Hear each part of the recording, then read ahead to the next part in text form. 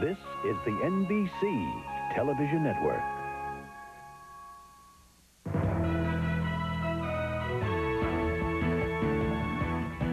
This is NFL Live, the AFC Divisional Playoff. Here's your host, Bob Costas. And what a weekend of football this should be, and this is the one that kicks it off. Will McDonough is here. Warren Moon, our special guest in the studio today, still wondering how his trip to Pittsburgh got derailed last week. We'll hear from these guys in just a moment, but first, let's set the game between the Steelers and the Bills. Buffalo won the earlier encounter between these two back in Week 10, 28-20. Jim Kelly with big numbers, and they held Barry Foster in check, one of only 4 games this year where he didn't get over 100 yards, but that one was in Buffalo. Today, of course, in Pittsburgh, where the Steelers have lost just once this season. The Bills are coming off that miraculous win last Sunday against the Oilers, but they remain banged up. And for more on the Bills, let's go to the juice. OJ. Hey, Bob, lucky you. It's cold here in Pittsburgh, around 32 degrees. The chill factor is around 14, and it is a little windy, so that should affect the passing game. As far as the Bills' health is concerned, of course, Jim Kelly will not play. Thurman Thomas, who sat out the second half of the comeback last week with a hip pointer I caught up with when he arrived at the stadium earlier today. I had any practice all week, but I've been walking on the treadmill just to get loose, and it feels pretty good today. I'm going to start the game. I know it's going to be a little pain, but it's getting about that time where a lot of the stars have to step up their game and start playing football, and this is going to be the first step for me. Another marquee player of concern for the Bills is Cornelius Bennett. He didn't play at all last week. He had the pulled hamstring. He will start today. That's the story with the Bills. John Dockery, what's happening with the Steelers? You know, Juice, good news for the Pittsburgh Steelers because they get their quarterback, Neil O'Donnell, back after 5 weeks out with a broken leg. He's practiced the last 2 weeks. He's looked good. He will start. And after the team breakfast this morning, I asked O'Donnell about his leg.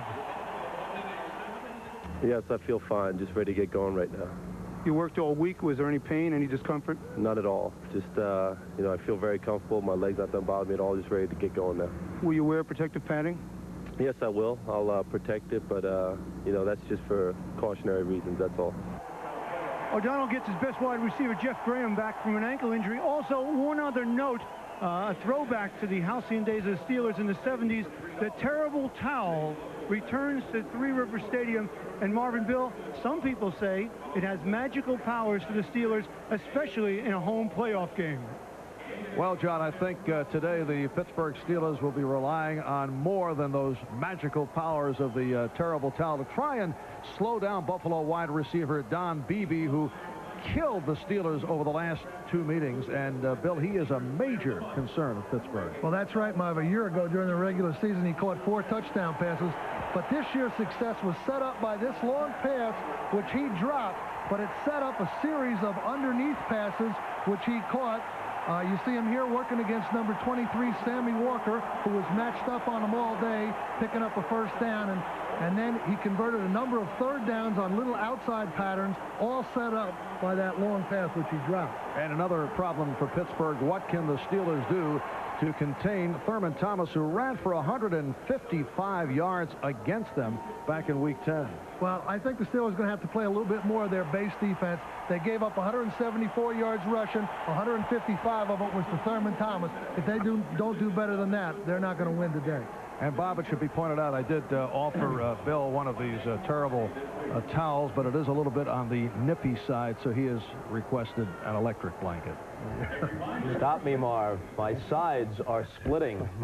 Marv's writers apparently abandoning him in the new year. We will rejoin him and Bill Parcells for the call in a minute. What do you think? Well, Bobby, I talked to Pete Carroll, the defensive coordinator of the Jets this week, said, look at this game for me. He said, Will, this is the way I look at it. If Thurman Thomas has a big game, Buffalo wins. If he doesn't, Pittsburgh gets a shot. How do you see it, Warren? Well, you got to look at the quarterbacks. Frank Reich's got to be beaming with confidence after last week's second half. He likes to go to Andre Reed. We'll see if Rod Woodson will be assigned to him all day. And then Neil O'Donnell's been inactive for 5 weeks. He didn't play well the last time he played, so it'll be important for him to get off to a good start to help his confidence. By the way, folks, in case you're wondering, we will talk to Warren Moon about the game last week later in this show and again at halftime. The other AFC divisional playoff is tomorrow in Miami between the Dolphins and the Chargers. Both finished the regular season 11-5. Each won its division. For a quick report, let's check in with Todd Christensen at the Dolphins practice site. Todd. Bob, thanks so much. And the weather here is absolutely tremendous if you happen to be a Duck. This torrential downpour is forecast for tomorrow as well, and as a result, it becomes incumbent upon the running backs to be effective in tomorrow's game. Marion Butts of the San Diego Chargers rushed for over 100 yards and a touchdown and running roughshod over the Kansas City defense last week. And with Miami Dolphins' key run stopper John Offerdahl out for the season, that is going to be an issue with the Miami Dolphins defense. On the other side of the ball, their leading rusher, Mark Higgs, will not play in tomorrow's game, which means Bobby Humphries, normally the third down back, will have to play the entire game. I talked with Bobby Humphrey earlier, and I asked him, I said, Bobby, is it going to be a stamina problem having to go the distance? And he tilted his sunglasses down and looked at me and said, what do you think? So needless to say, Humphrey is ready. Well, the marquee matchup, of course, is Dan Marino versus the San Diego defense. Marino, the only quarterback in the NFL to throw for over 4,000 yards, was nonetheless sacked a career-high 28 times. And he is going against the San Diego defense led by Leslie O'Neal that led the AFC in sacks this season. And I would say this, too, Bob, as a footnote. If there's anybody that can set up something to stop Dan Marino, you would think that it would be Bill Arnsparger, longtime Miami assistant, creator of the no-name defense and the Killer Bees. He will have something ready for the Dolphins come Sunday. Bob? Yeah, that's one of the interesting subplots, and there are many of them in that game tomorrow, which we'll talk about later as well. Up next, OJ brings us a different perspective on the Steelers' Neil O'Donnell. That's as we continue on NFL Live. NFL Live, the AFC Divisional Playoff, is brought to you by Intel, the computer inside, by Plus Systems. Plus marks the spot for cash when you travel at cash machines coast to coast and beyond. And by GTE, telecommunications consultant to the NFL. In retail, there are two absolute laws. The customer is always right. Say they were anchovies, they're anchovies, all right? And the competition is always right behind you. Reason enough to have a GTE phone system beside you. Because we can show you ways to use it to be more productive. Yeah, hello, sales. Even get new and repeat business. Call us, because your competition is also watching this commercial. With Minwax polyurethane, you can do more than admire your wood. You can live with it, too, because Minwax contains pure urethane oil to protect wood while giving it beauty you can really live with. Minwax keeps wood beautiful. It's almost as if someone once said, just in case people like sunshine and water, we'd better make Florida. And we'd better make miles of beautiful beaches and places like St. Augustine and Key West, just in case people want to go to them. There are over 4 million miles of roads in Alamo territory, all across America. And nationwide, only Alamo gives you all those miles for free, including the ones that run through a state that's named after sunshine. It's gone. But it isn't. Here's strong medicine in a cough drop. Extra strength Vicks. With Vicks Vapor Medicine so effective, it'll relieve your cough and help your scratchy throat and stuffy nose feel better, even after the drop is gone. A twin blade from Bic? What's in it for me? I'm a big man. Big man. This is new? A twin for normal skin and a twin for sensitive, right? I'm a big man. Yeah, well, I'm a sensitive guy, so I tried it. Big man. It was good. It was great. The new Bic Twin Select. Normal, sensitive. It really blew me away. You made a big man out of me. Big man. Big man. A couple of former Maryland Terrapins, Frank Reich and Neil O'Donnell, face each other today with the winner headed for the AFC Championship game. Reich was an understudy to Boomer Esiason before starting in '84. Stan Gelbaugh, now of Seattle, backed up Reich before getting his chance in '85. O'Donnell started for 2 seasons, '88 and '89. Then he was succeeded at Maryland by current Patriot quarterback Scott Zolak. Now, Neil O'Donnell missed the last 3 weeks of the regular season with a broken leg, but he's back for the biggest game of his life as we turn to O.J. Simpson in Pittsburgh. However, the Juice has a different side of the O'Donnell story. Hey, Bob, you know one of the nice things about this job is you get to meet a lot of nice people like Neil and the O'Donnell family. Neil is one of 9 children from Madison, New Jersey. The O'Donnell family is a close-knit group who've in the last 5 months become a lot closer.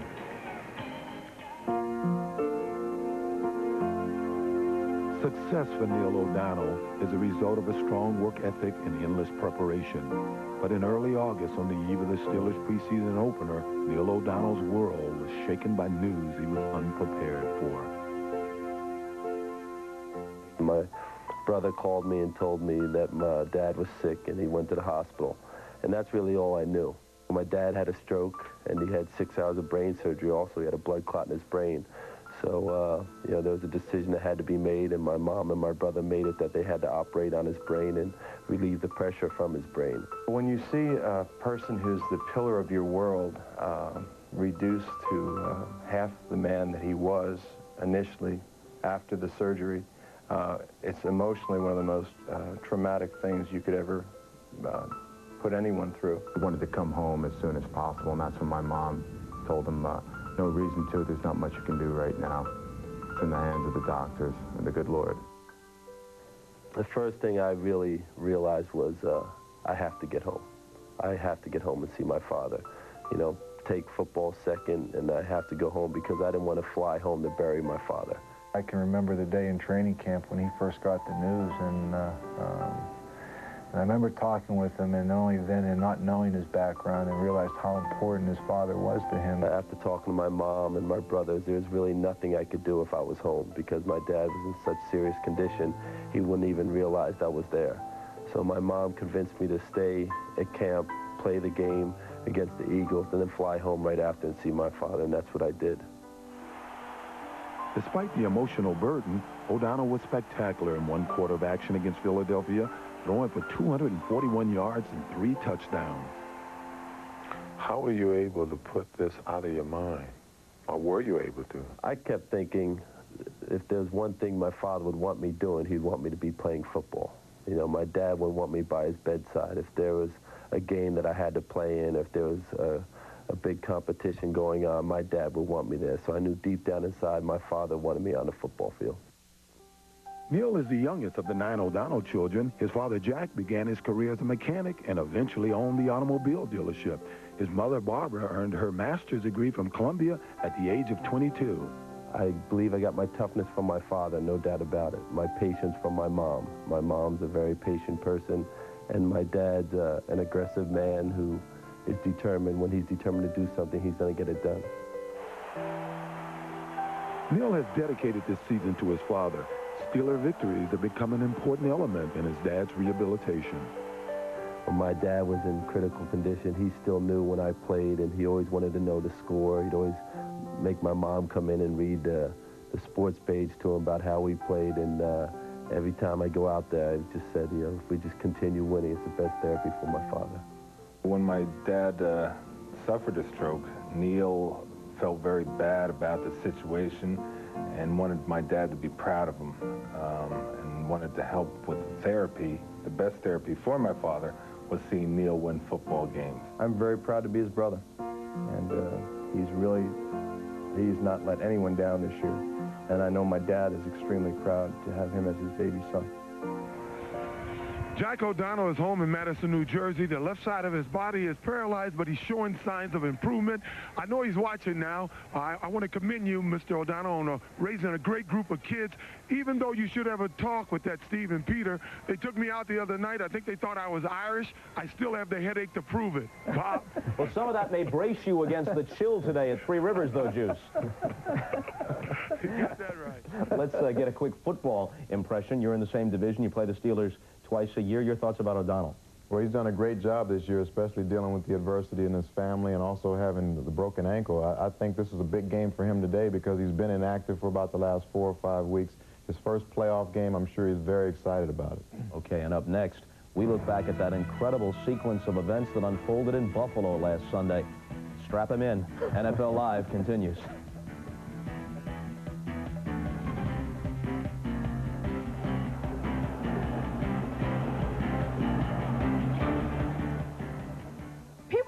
Come to Subway are a little surprised we don't have sandwiches ready, just fresh bread.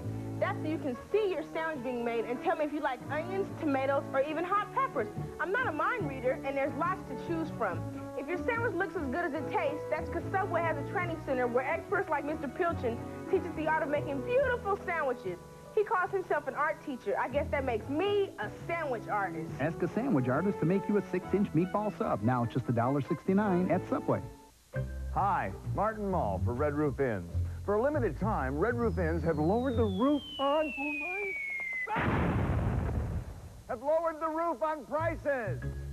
For special lower-the-roof rates at any one of our more than 200 inns, call 1-800-THE-ROOF. Hey, what's going on? Oh, we're making a commercial here. Oh. You're in it.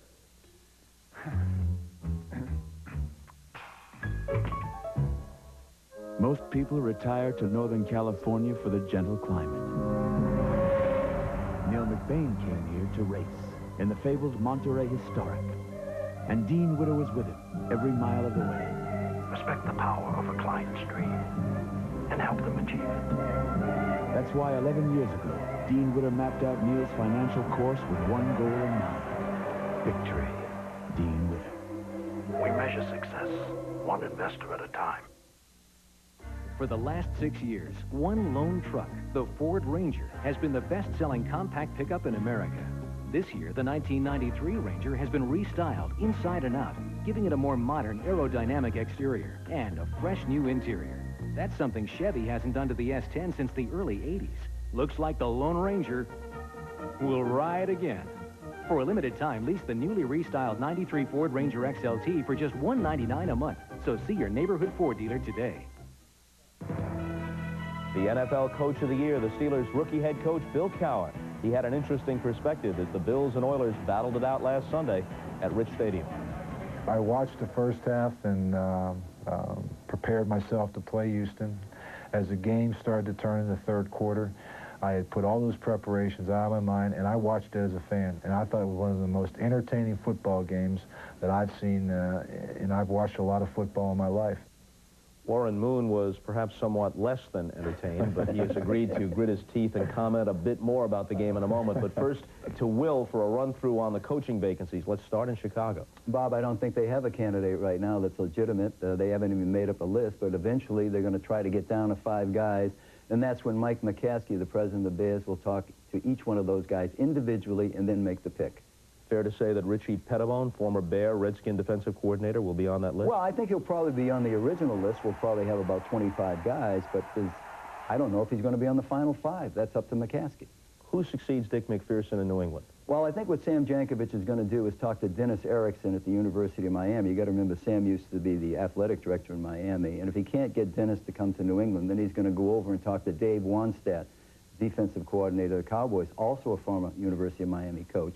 But I think Wannstedt's the hot guy right now. I think he's the guy the Giants have their eye on, and from what I understand, the Giants have already asked permission to talk to him.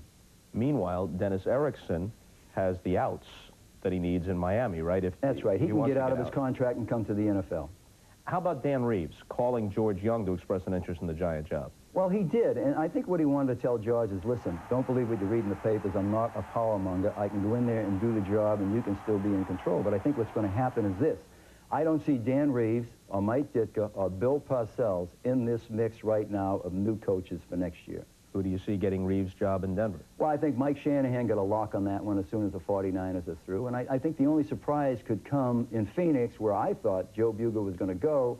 Now, from what I understand, he's most likely going to stay. The change will be in the front office, where Larry Wilson, the general manager, will probably move to the side, and they'll probably get a new general manager. One bit of advice, and I seldom offer you advice. Never try to predict the maneuvers of Billy Bidwell. That's right. You know that from your St. Louis experience. I know it only too well. Now, let's change directions here, whether Warren Moon prefers that we do or not. Certain images linger from last week's all but unbelievable Buffalo comeback against Houston. But the game was so eventful, it's necessary to rewind the tape to get a better sense of what Buffalo accomplished and Houston squandered, and to realize that despite their bent towards self-destruction, the Oilers still might have won in spite of themselves if any one of several plays had gone the other way. Let's pick it up after Bubba McDowell's touchdown return of an interception has given Houston a 35-3 lead moments into the third quarter. Houston kicks off, and things start to unravel. Al Del Greco's squib kick hits Buffalo lineman Mark Maddox, who makes a very athletic play to give the Bills a short field at the 50. On the next snap, Frank Reich's pass goes through the hands of linebacker Eddie Robinson, a near interception that might have sealed the game. Instead, Buffalo marches to its first TD with Kenneth Davis taking it in. Then on the ensuing kickoff, Houston isn't expecting the onside kick. It's 5-man front retreating as Steve Christie dribbles the ball soccer style and then makes the recovery himself. A few plays later, Houston's safeties are occupied by Keith McKellar running a deep seam route. That leaves Don Beebe free for an easy touchdown. Beebe is actually bumped out of bounds, making him ineligible, but the officials make no call. 2 minutes later, Buffalo calls a flatten up route to Andre Reed. This is a play that Steve Jackson had defended well minutes earlier when the Oilers were in a man-to-man. But this time, in zone, the deep coverage will jump on a post pattern run by James Lofton. And when Jackson fails to turn and run with Reed, the Bills have another wide-open receiver and their third touchdown. On his next possession, Marv Levy decides to gamble on a critical 4th and 5 at the Oilers' 18. Houston chooses to play man-to-man underneath on Buffalo's 5 receivers with 2 deep safeties. But Jackson is again beaten by Reed. He gets no help from the safeties, and Buffalo has its 4th touchdown of the quarter. As the final period begins, Al Smith and this same Steve Jackson lose a certain interception near midfield. Then on a field goal try that could have pushed the lead back to 7, Greg Montgomery fumbles the snap. Desperate now on defense, Houston blitzes Jackson out of the slot, but receiver and quarterback read it for another big Buffalo first down. On the very next play, Jackson should reroute his man, disrupt him, but instead, Reed goes straight down the seam. His touchdown gives Buffalo its first lead, 38-35. Watch Reich as he looks off, holding the safety Marcus Robertson just long enough with his eyes before threading the needle to Reed for the go-ahead TD. Then in overtime, there was one more indignity. Ernest Givens is held by Darryl Talley on Nate Odom's interception. Nothing is called, and this leads to the winning field goal. Chris Dishman said you guys choked. Is that harsh or on the money? It's a word you hate to hear, especially for your football team, but it's pretty accurate because we had control of the ball game, had a big lead, we let it get away with all within a half or less than a half, and for that to happen for a team that's supposed to be as good as we are, I guess you have to say we choked. It's not just this year. There have been opportunities in the past with good personnel, and you've never made it to the Super Bowl. Is there a sense that the window of opportunity has closed? There's no question it's closing, but I think we still have good personnel. We have a good mixture of youth and veteran players on our team, so I think we'll be back. It just depends on how well we respond to this next season. Was this piece too hard on Steve Jackson individually? I think it really was because we played a lot of soft zone in the second half, and a lot of those balls were caught in the opening areas of those soft zones, and you didn't see any balls exactly caught on him. So I think it was kind of harsh. They just exploited areas in the zone that we had. Jim Eddy gets fired, defensive coordinator. Scapegoat or realistic decision? Well, I don't know everything behind it, but I'm sure they were kind of unhappy with the way the defense played early in the season, and also we lost some fourth-quarter leads, and it's very easy to replace coaches as opposed to players, so I think that's what they went after first on the defensive side. And you didn't make the adjustments you should have made defensively in the second half, right? We probably should have went after them a little bit more like we did the week before, and pressure right a little bit more, make him have to make some throws he needed to make. Now, you had a great first half, one of the greatest in playoff history, but do you critique yourself at all and the offense for the second half? There's no question. I think we could have did a better job of controlling the football, especially in the third quarter when we had the win in our face and Buffalo had it at their back. If we could have sustained a couple of drives and got out of that quarter, it would have been very tough for them to come back with the win in their face, but we didn't. We went 3 and out a couple of times and turned it over one time, and that enabled their comeback to keep going. Okay, our time is tight here, but Warren is back with us for more discussion at halftime, and we're back with player introductions from Pittsburgh right after these messages. This symbol outside means you have the standard inside that an entire library of software has been written to.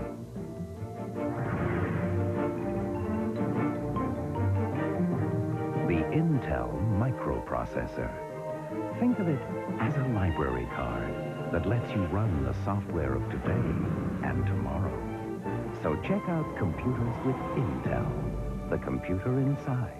2 thumbs up for Scent of a Woman. Roger Ebert calls it an amazing film. I'm in the amazing business. Pacino roars through this story with show-stopping intensity. I'm just getting warmed up. Scent of a Woman, rated R. Now playing at theaters everywhere. Why did Hertz invent #1 Club Gold service? To beat the rush hour.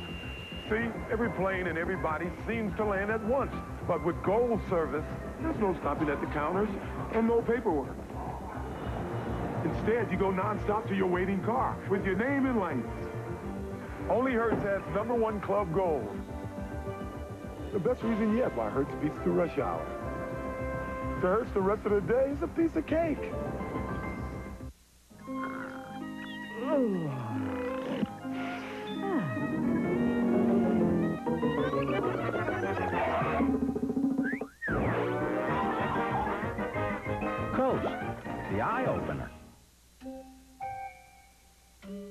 No, Hoover, not in your mouth.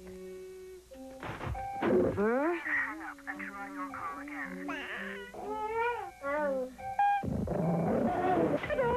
Hoover, is there anything you won't put in your mouth? Here, have a potato chip instead.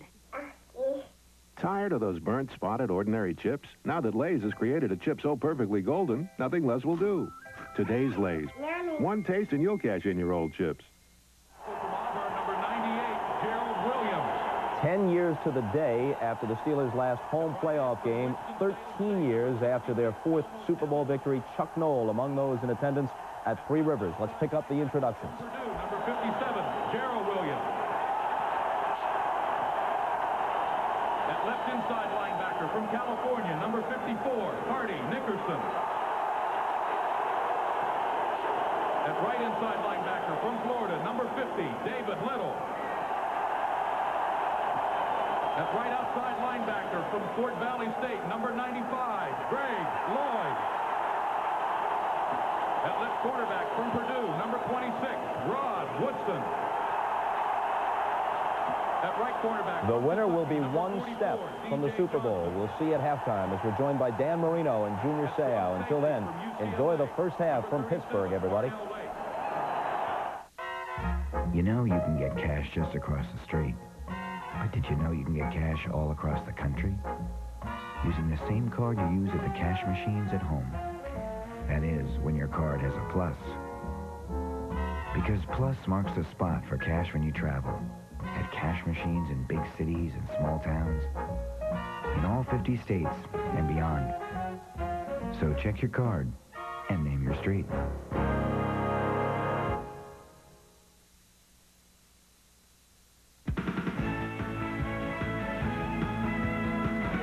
Happily married psychiatrist is seduced by a patient who could destroy the only thing he loves. You can't get away from me. Tim Matheson, Mind of a Killer, NBC Monday. Cloudy with some flurries today and tonight. Today's high 34, tonight's low 28.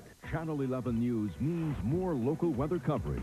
When severe weather hits, Channel 11 News becomes your 24-hour weather center with accurate, dependable forecasts around the clock. Our exclusive storm tracker tells you when and where the storm will strike. And our easy-to-understand graphics create a clear picture of what lies ahead. For the best coverage of the worst weather, turn to Carnegie Science Center Weather, only on Channel 11 News. More news, more often. You're watching one of the most beautiful patterns in all of nature, the formation of ice crystals. On a window pane, a thing of beauty. In your car's fuel line, a disaster. Fortunately, there's 93-octane BP Super with Ice Guard. It prevents fuel line freeze-up, guaranteed. 93-octane BP Super with Ice Guard. You go, or BP pays the tow. BP, on the move. When you move into a new house, little things are going to come up. Unexpected things. Things the previous owner forgot to mention. So to make your new house a home, turn to the book with more choices.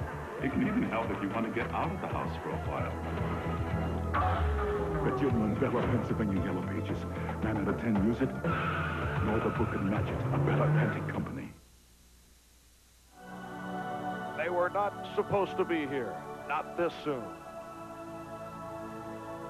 The final link to the dynasty that won 4 Super Bowls. Coach Chuck Noll had only retired last year. Surely little could be expected from this young, unproven group led by a rookie head coach. But for the Pittsburgh Steelers, this was a season of miracles. Who could have imagined this unlikely return to glory and the circumstances surrounding it? An offensive architect spurned by the team he helped make world champions came to the Steel City and injected newfound confidence in an unheralded quarterback and designed a familiar bruising running scheme. A defense mired in mediocrity played with fury in the image of the team's fiery young coach. To the surprise of everyone, the Steelers topped the AFC Central, relighting the fires that once burned bright at the confluence of the Allegheny, the Ohio, and the Monongahela.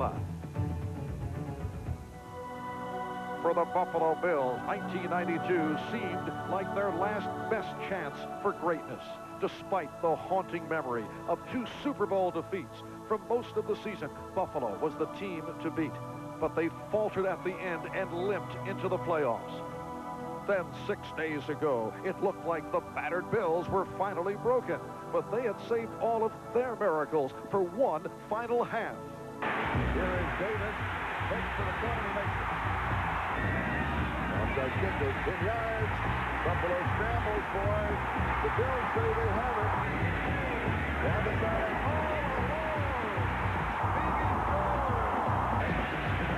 Right, nice touch. Has another man open. Joe going for it at 4th and 5. Into the end zone. Has a man. Touchdown. Likes to throw. End zone. Touchdown. As overtime ended, their miracle was complete. The greatest comeback in the history of the NFL. And so 2 teams, one that lived a miracle season and another that lived a miracle game, meet today. The winner will be 1 victory away from representing their conference in the Super Bowl.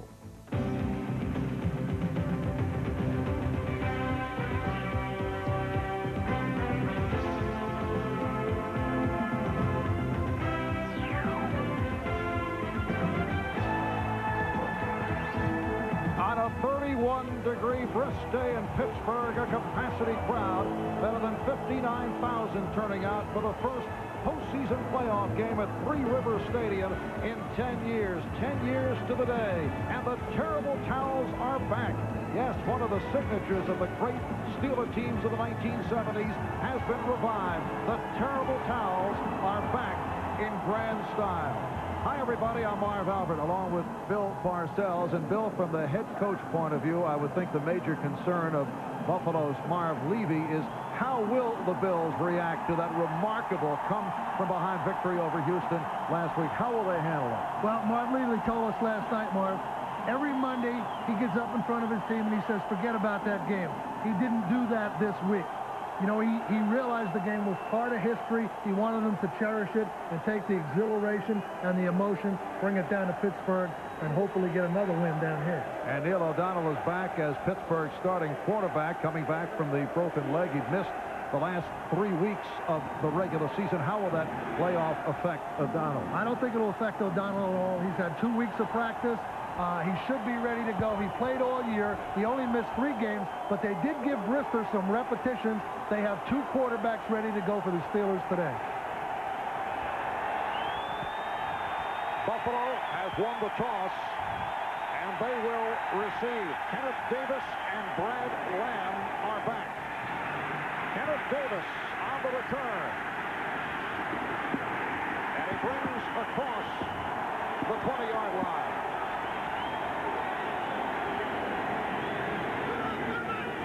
There is Frank Wright with the offensive line.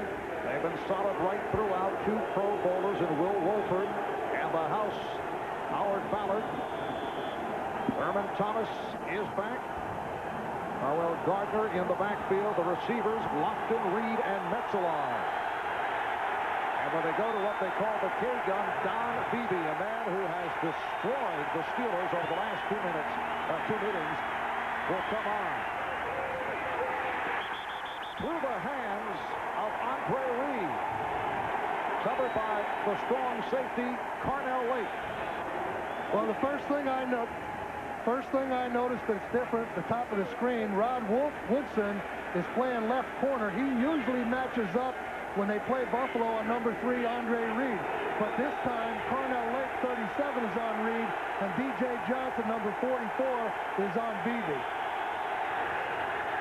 2nd down and 10. And a big hole for Thurman Thomas. He is short of the first down. Stopped by the nose tackle, Gerald Williams. A look at that front 7. They are very quick, and they are athletic. Davidson, Williams, Evans up front. Gerald Williams, Hardy Nickerson, David Little, and Greg Lloyd are the linebackers. A very solid secondary. Buffalo in the hurry-up. And the first down picked up by the tight end, Pete Metzelar. Richard Shelton, the extra defensive back, making the stop on Metzelar. Well, you see Pittsburgh in their dime defense starting the game with the dime, and Richard Shelton, 24, has Metzelar's man-to-man, and he sneaks across and just picks up the first down. Again, the no-huddle. First down at the 34. And Wright goes sideline and has another first down, combining with Don Beebe. D.J. Johnson, the right corner, made the stop, and that's a pickup of 11. One of the things Buffalo's been able to do against Pittsburgh in the past is work one-on-one, the wide receivers outside, and as I said, Dom Capers, the Pittsburgh defensive coordinator, has elected to leave Woodson and Johnson on the wide receivers in an attempt to neutralize them today. A swing pass for Thomas. Marv Levy telling us last night that he feels the no-huddle offense can diminish Pittsburgh's home field advantage. It can lessen the home noise factor because the defense forced to line up faster than normal, and it's more difficult, obviously, to substitute. Right, and Pittsburgh does have a little communication problem facing this hurry up, and we'll get into that right after this play. Second down and 6, Thomas. And he is shy of the first down. Larry Griffin making the stop on Thurman Thomas, who is back from the sore hip. Re-injured the hip pointer he suffered in the regular season finale in Houston. As a result, Kenneth Davis played the second half last week in the wild card and played well. Well, Davis has like a fullback mentality, except he plays tailback, and he gives Buffalo a good change-up for the quickness of Thurman Thomas. Thurman Thomas getting the call and bringing close to the marker Donald Evans and the outstanding rookie free safety Darren Perry combined on the stop. And they spotted just inside the 45-yard line. They are calling for the yardsticks.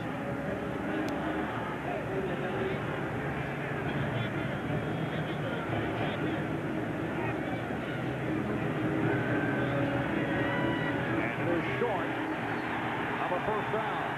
Well, one of the things that Dom Capers, the Pittsburgh defensive coordinator, said about the Buffalo offense is they're not only good when they're spread out, but they're very good in these type short yardage situations. They bring that extra lineman into play, tight end. The big fullback, Carwell Gardner's usually the lead blocker. It looks like this formation, they have number 59, Mitch Farrat, lined up in the backfield. Yes, it is Gardner with Farrat. Gardner stopped.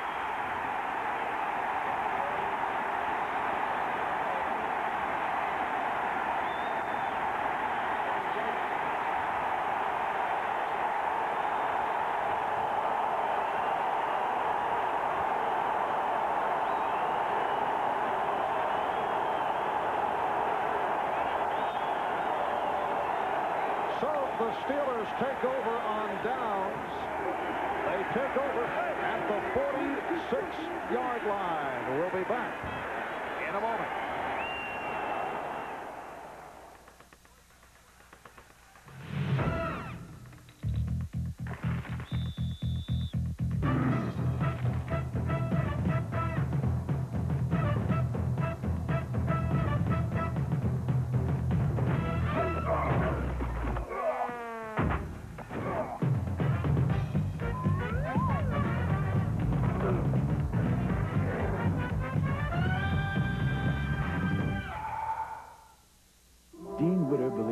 Success story was unique. We have a sacred trust to protect our investors.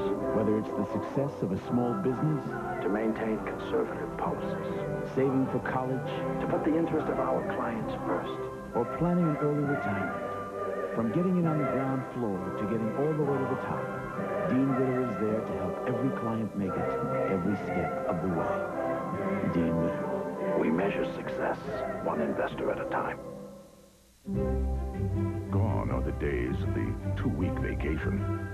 The average American getaway has sadly dwindled to 4.1 days.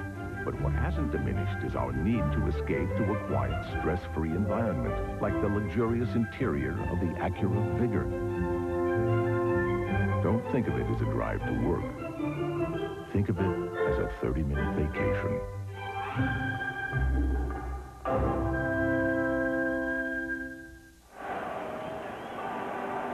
On that last fourth down play, the two key guys, Carnell Lake, number 37, and David Little, attacking number 59, the lead blocker, Mitch Farrat.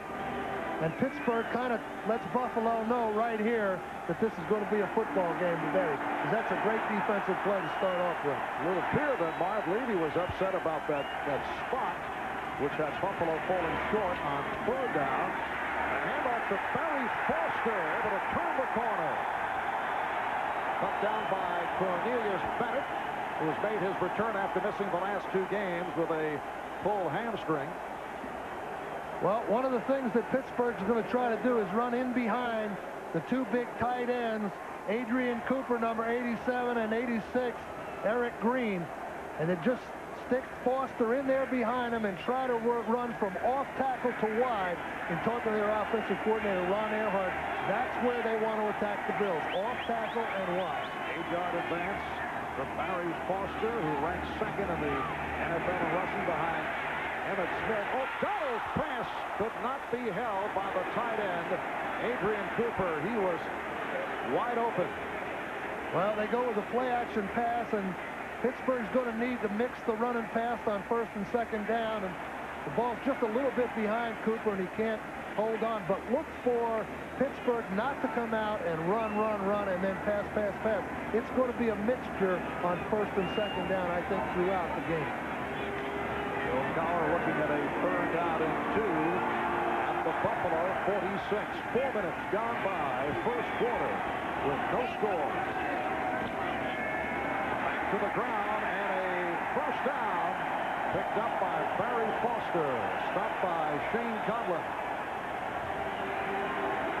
Let's run down the Pittsburgh offensive alignment. It's a very solid offensive line. A couple of Pro Bowlers, DeMonte Dawson and Carlton Hasselrig, will be making it to Hawaii. Neil O'Donnell back at quarterback. Barry Foster and Merrill Hodge are the running backs. The receivers, Graham, Stone, and Cooper, when they go to what they call the Detroit, the extra tight end, Eric Green, will join Adrian Cooper. Jeff Graham was a question mark with a sprained ankle, but he is in there. First down at the 41. And it's Foster's stop as he got inside the 40. Darryl Talley and Shane Conlon combined to make the tackle. It will be a second down and 8. The front seven of Buffalo, Hanson, Wright, and Smith up front. Bruce Smith, 14 sacks during the regular season. Patton, Conlon, Bennett inside as he makes his return. Talley on the outside. And Williams, Odom, Jones, and Kelso in the secondary. Kirby Jackson is back in action. He'll be the nickel back. Missed the last two games because of a pulled hamstring. Second down and 8. Ernie Mills now split wide left side. And O'Donnell goes that way and completes for the first down inside the 20. Nate Odens on the coverage. What O'Donnell did there was put a flood formation out to the right, expecting single coverage on top of the screen, which he got, just a 3-deep zone, and Ernie Mills runs a short inside post. The ball may have been tipped by one of the Buffalo defenders. There's another look at it, but if not, it's just in behind. No, it's clean to the receiver. It's in behind number 37, Nate Odom, for the big first down. A 20-yard advance. And now back to the ground for Foster. Stopped by Bennett. Neil O'Donnell was telling us yesterday, now he comes back from a cracked right fibula, and he is wearing a cast, Bill, not on the right leg, but on the left leg, because he is hoping that Buffalo defensive players will not realize it, and they will go for the left leg instead of the right. Well, there's where the cast is, but this is where the bad leg is right here. You know, you should put a duck decoy on that cast, because that's really what it is. He's throwing a little bait out there for the Buffalo players. Little chicanery being pulled off by Neil O'Donnell. 2nd and 7 at the 16. Off the play action. O'Donnell could not find anyone, and down he goes. Brought down by the nose tackle, Jeff Wright.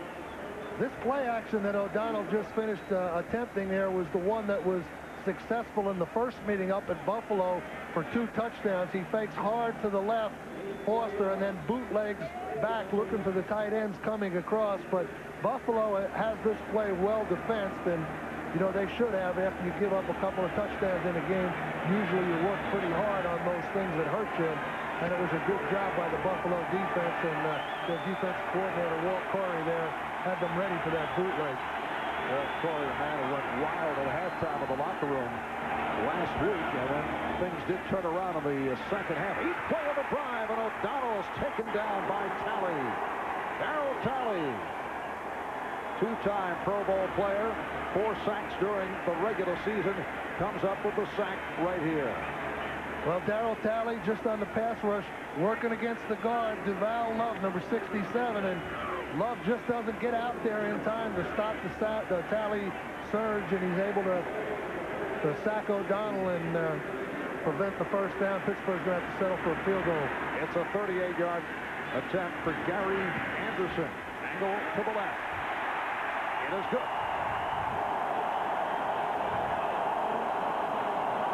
It's the Steelers 3, the Bills nothing. Gone are the days of the 2-week vacation. The average American getaway has sadly dwindled to 4.1 days. But what hasn't diminished is our need to escape to a quiet, stress-free environment, like the luxurious interior of the Acura Vigor. Don't think of it as a drive to work. Think of it as a 30-minute vacation.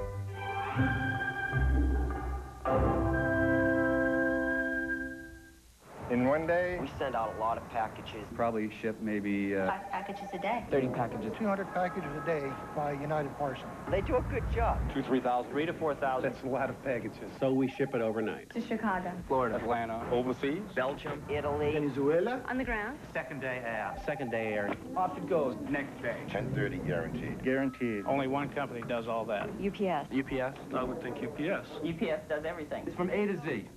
Nuts to soup. And action. McDonald's Egg McMuffin sandwiches. They don't really do anything, but they taste really good. And now you can get 2 of them for just $2. And cut. Thanks, guys. That was great. The surface of a strange, distant planet?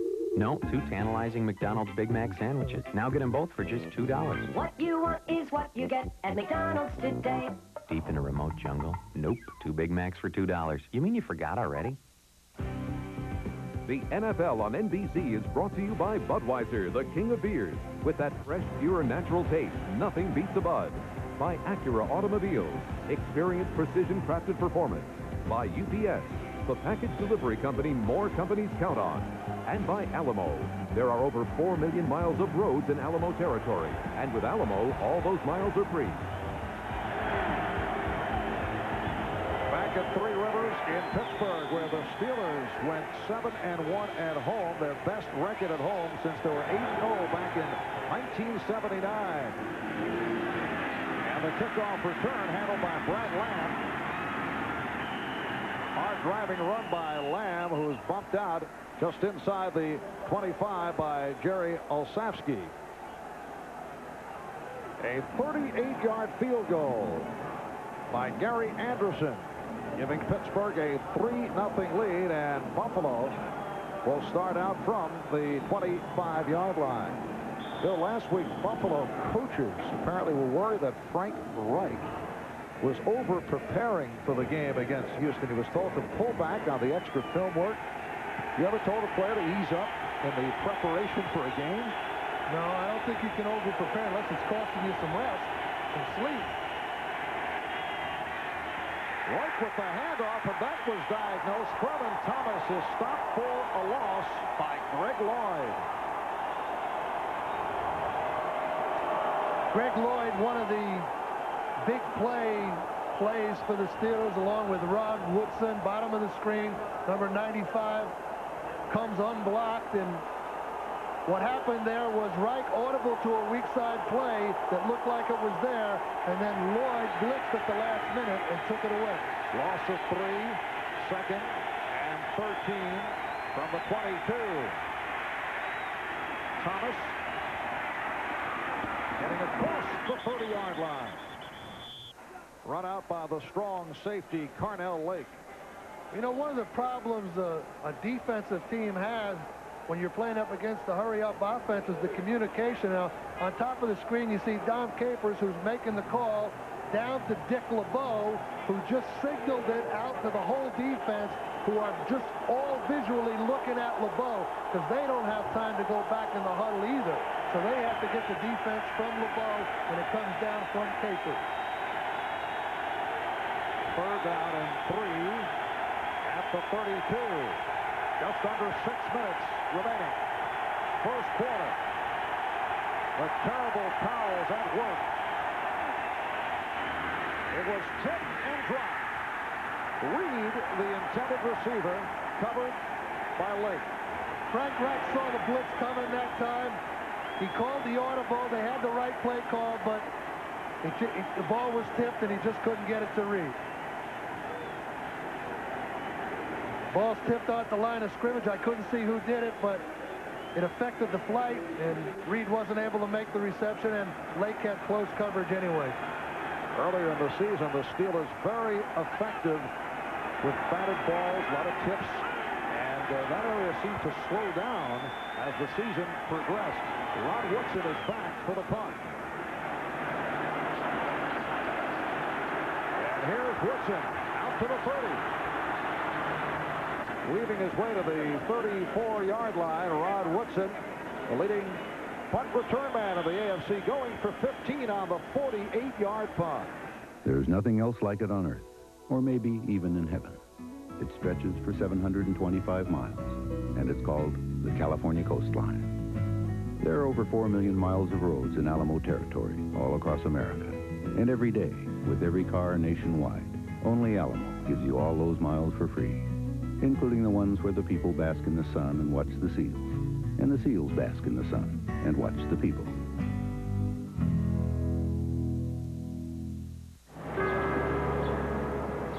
I'll be right with you. Unleaded, please. Why will rock and roll never die? Try a beer that drinks like a light with real draft taste, Bud Dry. Because while legends may come and go, true refreshment is here to stay. It's the weekend, and the Honda automobile plant in Marysville, Ohio is closed. Everybody's gone home. Well, almost everybody. So this is a good time to show you around. 10,000 Americans build 3 out of every 5 Hondas sold in America right here in Ohio. In fact, they've been making cars here for 10 years. Well, we won't take up any more of your time. After all, it is the weekend. Well, the city of Pittsburgh has certainly been revved up for today's game. This is the scene coming down from the Parkway West from the airport. No comebacks allowed. And the terrible towels are back. John Dockery on the pregame show telling of the alleged magical powers of the terrible towel. Longtime Pittsburgh fans relating the tale of a terrible towel healing the leg of one Terry Bradshaw during a 1975 playoff game. You think I'm pulling your leg there? No, I think those towels work better, though, when the players are big and fast. Yes. A valid point. First down at the 34 as O'Donnell goes sideline. Once again combining with Mills, who refused to go down. Ernie Mills in his second year out of Florida, a strong special teams player who has been seen more as a prime receiver as the season has progressed. 30 catches during the year. Henry Jones, J.D. Williams combined to make that stop. It'll be a 2nd and 5 at the 33. Bill Cowher telling us after practice yesterday his major piece of advice directed to offensive coordinator Ron Earhart. Coming off Buffalo's performance last week, Cowher said he told Earhart, don't get too big a lead too early. Yeah, that's right, because they can score quick, Buffalo, but... And Foster has a first down. Bennett Patton combined to stop Barry Foster. Well, this is just the old, what people refer to as the Green Bay sweep. You see both guards pulling. Duval Love, 67, and Carlton Hasselrick, 77, around the corner. And they use the flanker to crack back on the linebacker. And the Steelers have done a good job so far in this game. Mixon run and pass on first and second down. Offensive coordinator Ron Earhart, man who helped design the Giants game plan that defeated Buffalo in Super Bowl 25. Bennett makes the stop on Foster. Bill Ron said something about you supplying the coffee and donuts during the offensive meetings with the Giants just to keep busy, and he would just take care of things. No, that's not right. The rookies, #1 draft choices, always were in charge of all donuts. I see. But Ron Earhart, if he has an advantage offensively today, it's the mismatches of the Pittsburgh's tight ends against the linebackers and cornerbacks of Buffalo, and they've got to make that show up today offensively. It's a 2nd and 5, and Foster short of the first down. Quick moving first quarter. We're down to 3:15 remaining. Pittsburgh on a 38-yard field goal by Gary Anderson, leading 3-0. Well, this situation, the 3rd and shorts or 3rd and mediums, are what Pittsburgh was hoping for. Now, Bill Cowler told us yesterday in our meeting that he felt like that the 3rd down play during the Week 10 game was the deciding factor, that their offense couldn't execute the 3rd downs and Buffalo's offense could, and that was the difference. But Pittsburgh has a good shot when the down and distance is only 3rd and 3. And it is a 3rd down and 3 right here. It's Leroy Thompson on a direct snap, stopped by Jeff Wright. Little deception there by the Steelers. Well, that's another way to run the draw play, and O'Donnell fakes like he's going back for the shotgun, and Leroy Thompson just cuts the snap off and runs it up the middle with a little cross block in there and picks up the first down. Apparently they are going to check it out. They're calling for the yardsticks. My eyes are good, Mark.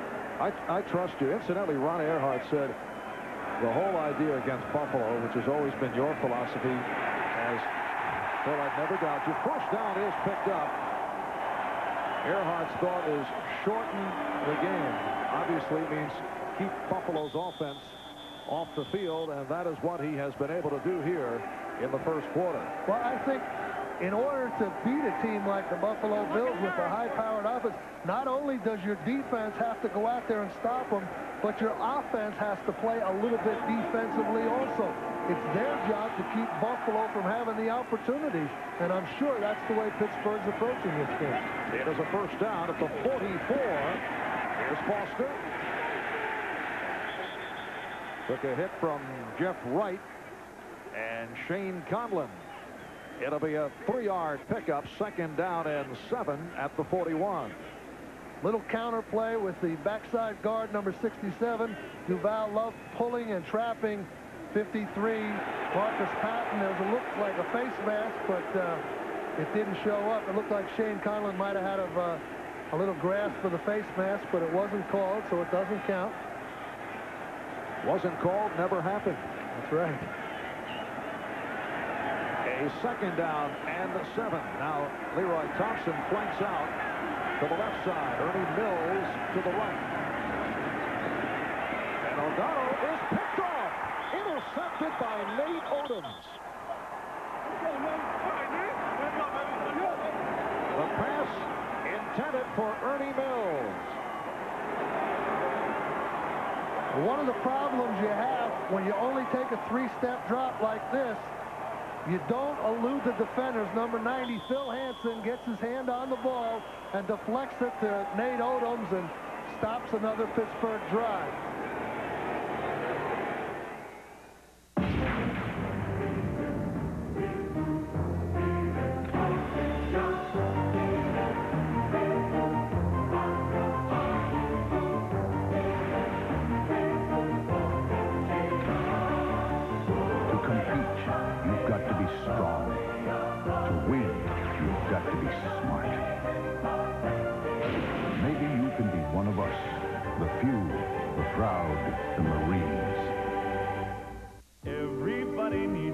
$5 for every mile over the limit. That's $300. You can add fast, too. When you need money fast. Hello, Joan? Only Western Union can get it to 16,000 locations in minutes. Nobody else even comes close. French 101. Something in my heart just told me. And biology 903. Western Union, the fastest way to send money. And to send money by credit card from home. Call us at 1-800-CALL-CASH.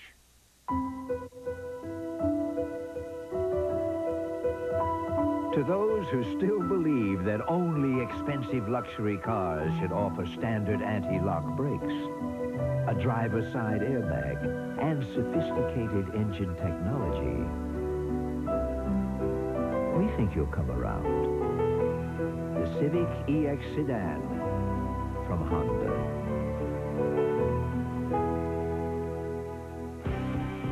The NFL on NBC is brought to you by Honda, maker of the #1 selling car in America for the last 3 model years, the Honda Accord.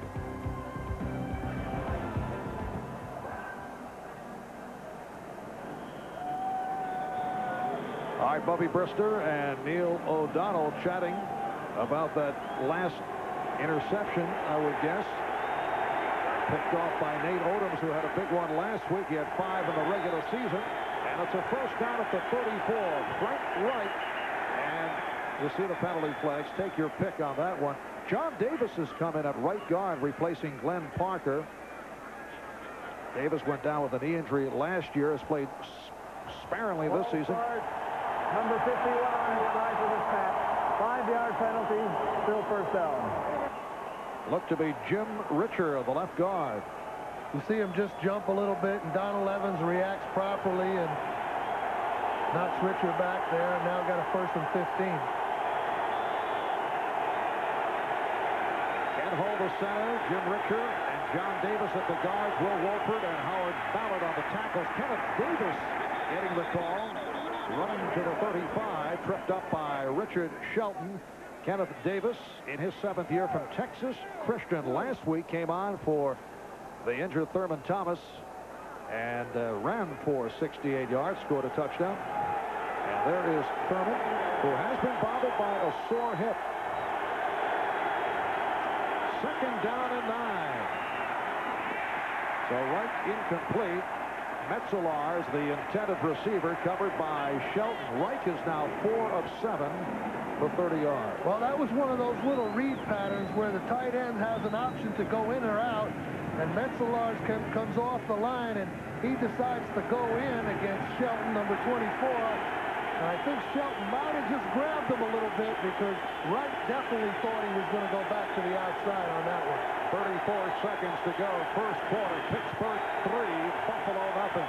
3rd down and 9. Look out. Off the blitz. Wright goes down. Carnell Lake coming in from the strong safety position to get to the quarterback.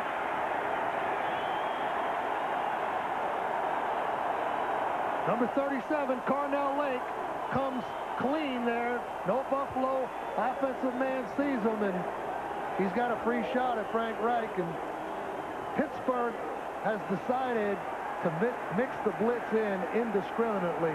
They're going to try it, and if Buffalo can't handle it, you're going to see a lot of it. So with the success they just had, the next time maybe an extra long situation comes up, you might be able to see another blitz. Well, Chris Moore comes on to punt, but this first quarter is over. Pittsburgh with a 3-0 lead. Do you know the national debt is almost $4 trillion? That works out to roughly $16,000 for every man, woman, and child in the country. Even the goldfish is into somebody for 30, 40 bucks. Relax. I'll float you a loan. And with banks charging up to 19% interest on our credit cards, we're literally drowning in debt. No offense. This is the American Express card. No interest, no revolving debt. So you don't have to worry about going belly up. You're right. One too many. I didn't know he could do that. Our 6-inch meatball sub features meatballs and sauce on bread I just baked, all for a low economical price. I won't say how low, but you'll probably find enough in the cushions of your couch. The 6-inch meatball sub, only $1.69, only at Subway. Outlaw. Lover. Hero. Van Damme as you've never seen him before. Nowhere to Run, rated R, at theaters Friday. This is the runaround. You get a lot of it these days instead of service. To not get the runaround, call on your Allstate agent, who promises that after talking with you about your claim, My loblolly pine's stuck in my roof. his claims expert will call, Okay, I'll be right here. usually in an hour. Hello? Thanks for That's why you're in good hands with Allstate. Everyone's all right. Don't worry about the College football's best and brightest are on NBC. Rick Meyer, Shane Matthews, and the nation's top senior All-Americans. The Kodak Hula Bowl, next Saturday. Welcome back to Three Rivers Stadium, Pittsburgh. Marv Albert with Bill Parcells. Pittsburgh Steelers 3 and the Buffalo Bills nothing. If Pittsburgh wins, they host the AFC Championship game next Sunday, January 17th. If the wild card Bills win, they must go to Miami or San Diego. Miami and San Diego meeting tomorrow here on NBC. Rod Woodson back for Chris Moore's second punt. His first went 48 yards. Woodson let it bounce. Now the Steelers indicating that they do have it. That looked to fool Rod Woodson. Well, I think maybe the wind got it at the last minute, and he decided to try to jump away from it, and when he did, the ball caromed over off him, but Warren Williams, number 42, was able to recover it. I think that's exactly what happened. The wind took it at the last minute. Woodson realized he couldn't get it without reaching, so he just jumped back, and it hit him, and Williams recovered. Looked like he was trying to give it the third baseman try, just to block it, to keep it under control. Once in a great while, a car comes along with such timeless beauty, such intrepid performance, you can't help but make predictions. What do you do when you think something is destined to be a collector's item? You put one away for safekeeping. The Mazda MX-6. Then again, who can wait that long? Today, to grow your business beyond the expected, you go beyond your borders. But running networks between countries, writing software in many languages, and financing your projects worldwide can be tricky. IBM is at home in over 140 countries. We can steer you away from trouble and toward opportunity, just as we have for hundreds of other companies. If you're seeking your fortune in the world, there's never been a better time to do business with IBM. Above all else, I had to win her. But should I go here or there? Or just put my pants on backwards? Would she feel it was a cosmic roller coaster to the stars? Or just a metaphysical bus ride to Palookaville? I seized the moment. Share the six-pack. Coors Light, the right beer now. Rod Woodson telling the Pittsburgh guys what happened there, that the ball was not a spiral and it was kind of flat like a knuckleball at the last minute. It just died on him and he tried to get out of the way. So he's over there explaining to everybody how that fumble almost occurred. So a first down at the 35-yard line. Steelers have had good field position. They lead 3-0 this second quarter getting underway. Play action, and O'Donnell swings it out, but it's incomplete, intended for Foster. He was defended by Patton. I mentioned the San Diego-Miami game. It's upcoming tomorrow right here on NBC. Junior Seau and his Chargers going up against Dan Marino and the Dolphins. The winner advancing to the AFC Championship game. Coverage starting with NFL Live, 3:30 Eastern Time. Bob and Will in the studio. And a special guest in our New York studio, former Chicago Bears head coach Mike Ditka will be on hand. It will be a crowded studio tomorrow. AFC Divisional Playoffs continue starting 3:30 Eastern Time. Right here on NBC. Second down and 10 from the 35. An end around for Dwight Stone. And loses on the play. Darryl Talley had it diagnosed. Well, what they try to do there is get Dwight Stone, who has the ability to score if he can ever get in the open field. This is a little bit of a gadget play. They kind of fake to Foster a little and then give it to Stone on a sweep, but Bruce Smith does a good job stringing it out, and Darryl Talley comes over and finishes them off. And when you try those kind of plays on first down and they don't work, you come up with second and third and 13s, which is just what Pittsburgh doesn't want. Neil O'Donnell looking at a 3rd and 14 back at the 31. O'Donnell pumping and throwing and completes for the first down. Charles Davenport on the reception for 24 yards, tackled by the strong safety Henry Jones. Charles Davenport, 4th-round draft pick, rookie from North Carolina State, making the catch over the middle. Well, Davenport just gets down the seam against the zone. Very much the same style play that Andre Reed caught for the go-ahead touchdown last week against Houston. Same style play. Ball is on time, and the safety can't get there, and it's a good completion, a big first down on 3rd and 13. Foster running to his right, stopped by Bruce Smith. 9 carries, 39 yards for Barry Foster. The earlier meeting this season against Buffalo, Foster held in check, 22 carries, 78 yards. Buffalo winning 28-20 at Rich Stadium. Buffalo has won the last 4 against Pittsburgh. Last season, Buffalo beat Pittsburgh 52-34. This Buffalo's first visit to Three Rivers since back in 1985 when Pittsburgh came from behind and won 30-24. They were down 21-0. Greatest comeback victory in Steelers franchise history. O'Donnell's pass incomplete, intended for Mills. Well, I think Pittsburgh's offensive play selection really has Buffalo a little bit unsettled right now. They're just indiscriminately mixing the run and pass regardless of the down and distance. You know, they've had a couple of good runs for first downs. They just hit the big 3rd down. They ran Foster off tackle. Now they come back with a little curl pattern, and they're doing a very, very good job of keeping the Buffalo defense off balance.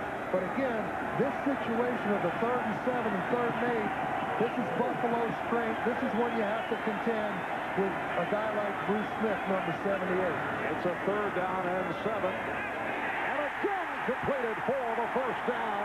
Once again, it is Davenport, who caught only 9 balls during the regular season. Well, you can credit Neil O'Donnell for that one because he really put it in a tight spot. And, you know, that's 2 real good 3rd down throws. And I think that probably is going to dispel any worry about O'Donnell being rusty because he just made 2 real great throws. Now, you see Bruce Smith working against John Jackson here, coming inside and getting pushed down the line of scrimmage, but that play was thrown quick enough that Smith, even if he was unblocked, couldn't have got there. Picked up 15, Foster on the slant to the 25, advance of 2. Cornelius Bennett, Darryl Talley combined to make the stop. Yes, Neil O'Donnell has looked sharp. Missed the last 3 games of the regular season with that cracked right fibula. He's been out 5 weeks. He was 9-3 as a starter, a very efficient quarterback. He has been perfect for this offense. Well, they're not asking him to win the game. They're asking him to play within the system. Barry Foster is the guy that this offense is built around. And using him on the running game and those tight ends in the passing game. Nice fake for the end around, and this time O'Donnell was off the mark. That was one of those gadget plays where they fake the reverse, and you know, it's one of those all or nothing things. Either you get a touchdown or you have no place to go. They make an inside run and fake, and Bruce Smith goes for it, you see, and now O'Donnell's back there looking for a receiver, but the Buffalo secondary played very well and had it covered.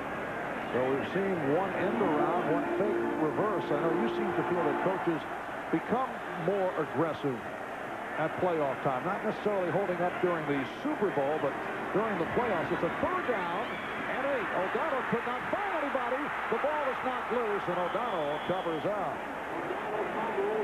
Get right with the reps on Neil O'Donnell. Well, there's a little show of inexperience on the part of O'Donnell, because one of the cardinal rules is you never get sacked out of field goal range. Now, if the receiver isn't there, don't wait for it. Just throw it away and try to kick the field goal. So I'm sure O'Donnell would like to have that one back there, because you never should be sacked out of field goal range. Why do you feel coaches are more aggressive during the playoffs?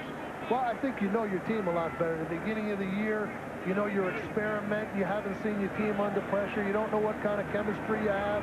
But I think by the time you play 17 or 18 games, you know exactly what you have. Mark Royals getting the bounce on that punt. It goes for 32, and they'll place it inside the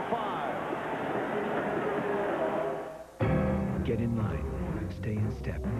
Or maybe you'd rather go your own way. In which case, check out the 93 626 ES from Mazda. The company that's put a twist on everything from luxury cars to roadsters. Now we've done the same to sedans. With a V6, an airbag, and ABS. The Mazda 626. Mazda, it just feels right.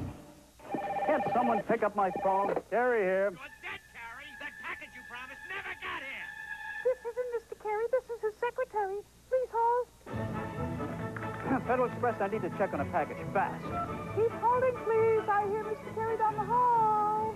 Your package... Only Federal Express can confirm delivery in seconds. Other companies can take days. That package was delivered at 9:07, signed for by Mr. Henson. Oh, sorry. That's okay. Federal Express. Our most important package is yours. So you're really giving all of this up? Who knows what's right? All I know is how I feel. And I'm feeling I missed enough of Jenny's life already. I don't want to miss any more. You guys going to be okay on one salary? Actually, our broker at Pay Lever made it a little easier. When she heard I was pregnant, she got us to start investing long term. To give us more options down the road. How'd she know you were thinking about all this back then? I'm not sure I was. Until she asked. The NFL on NBC is brought to you by Mazda. Mazda, it just feels right. By Magnavox. Smart choices for smart people. The ingenious products from Magnavox. They're smart, very smart. By Coors Light. The silver bullet is the right beer now. And by IBM, helping your business meet new challenges. 4.5 minutes gone by, second quarter.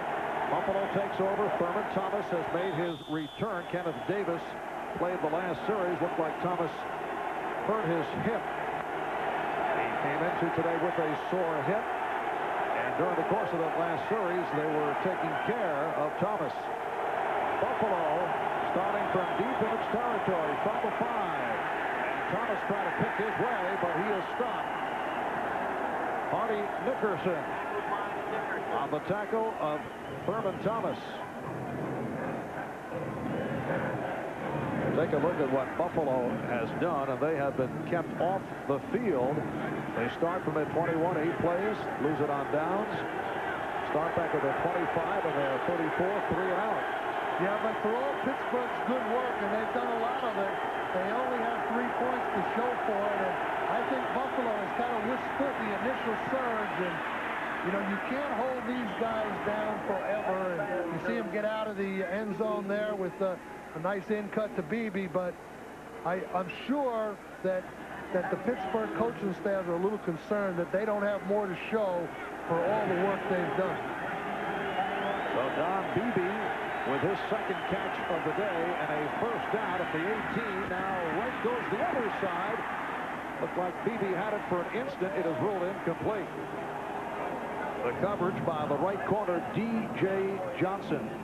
Pittsburgh leading 3-0 on a 38-yard field goal by Gary Anderson. Another look at that pass to Beebe, who was turned around, could not hang on. Well, it looks like the Pittsburgh coaches have decided to match their corners against the Buffalo receivers and see if they can't win that battle there and use all the rest of the guys to take away Andre Reed, the tight end, and Thurman Thomas. And if that plan works, if Woodson and Johnson can hold up on Beebe and Lofton. I think the other 9 guys can take care of Reed, Thomas, and Metzelaar. It'll be a third down at 12, back at the 16. Lofton is flanked to the right. Right goes the other side. Incomplete. Intended for Beebe. Once again covered by Johnson. That ball was a little bit underthrown, and that's one of the more difficult things for the defense to adjust to, because number 44, DJ Johnson, has no way of knowing the ball's underthrown. You see Beebe sees it first, tries to come back, and Johnson runs up on him a little bit, but that wasn't interference. And as I said, it's going to be those corners against the Buffalo receivers, it looks like today. And if they can hold up, Pittsburgh's going to have a good chance. Moore punting from his 1. And it carries out at midfield. It's a 37-yard punt. Pittsburgh will return to the offense. No, Hoover, not in your mouth. Hoover.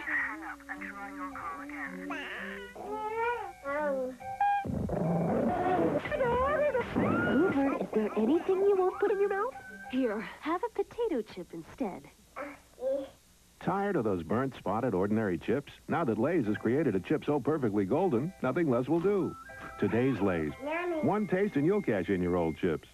Either we're safe or we're dead. There is a place beyond fear, beyond pain, beyond the very limits of human endurance. A place where the human spirit becomes the most powerful force on Earth. Get up and walk 10 steps! This is the true story of 16 of the most courageous people you'll ever meet and how they stayed alive. Rated R. Starts Friday, January 15th. Why can't van doors swing open instead of slide? Why do minivans handle like trucks? Why can't they feel more like a car? This is what the engineers at Mazda wondered when they designed the MPV. Because when you ask better questions, you tend to come up with better answers. Why does your door do that? The Mazda MPV. It just feels right. 5 meters to go. Pablo goes for the ball. He reaches. He touches. He's got the goal. July 1992. Another memorable moment from NBC Sports. And that memorable moment with Pablo Morales, part of a series of flashbacks we'll continue to bring your way as we take a look back at a terrific year in sports. Pablo just recently named the United States Olympic Committee Sportsman of the Year. It's a first down at the 47 as Pittsburgh takes over. Barry Foster stopped by the combination of Shane Conlon and Mark Kelso. 8:20 remaining in the first half. Pittsburgh with a 3-0 lead. Well, they've had good field position, too. You see they're starting average started possession, their own 41. But the thing that has to be encouraging for the Steelers and a little disconcerting for the Bills is Pittsburgh's ability to pick up 5 and 6 yards consistently on first down. Second down and 5.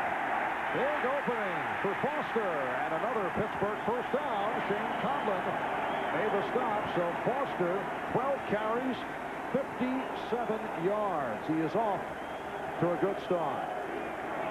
Well, whenever you get an inside run going like that, you know the inside guys are blocking well, and Dermontti Dawson, 63, 67, Duval Love doing a pretty good job on Jeff Wright and Shane Conlon inside there, and Foster has pretty good room. If Pittsburgh can do this, this will keep Buffalo off balance very well. First down at the Buffalo 37. Foster again inside the 35, stopped by Talley and Wright. Barry Foster was named the Steelers' most valuable player about a week ago, and he took that opportunity to make the point that he has not been happy about his contract. said that he is prepared to sit out next year if Pittsburgh refuses to renegotiate his contract. Well, the offense is built around him, and you know, there's no doubt he's a very capable NFL back, but you know, that off-season talk usually doesn't mean much. Capable, you think? That's kind of a, it's not giving a winning endorsement, as O'Donnell had the ball knocked out of his hand. Buffalo indicating that they have covered up, and they have. The Bills recover. Phil Hansen, who has had a terrific season, was able to cover up. Bruce Smith stripped Neil O'Donnell.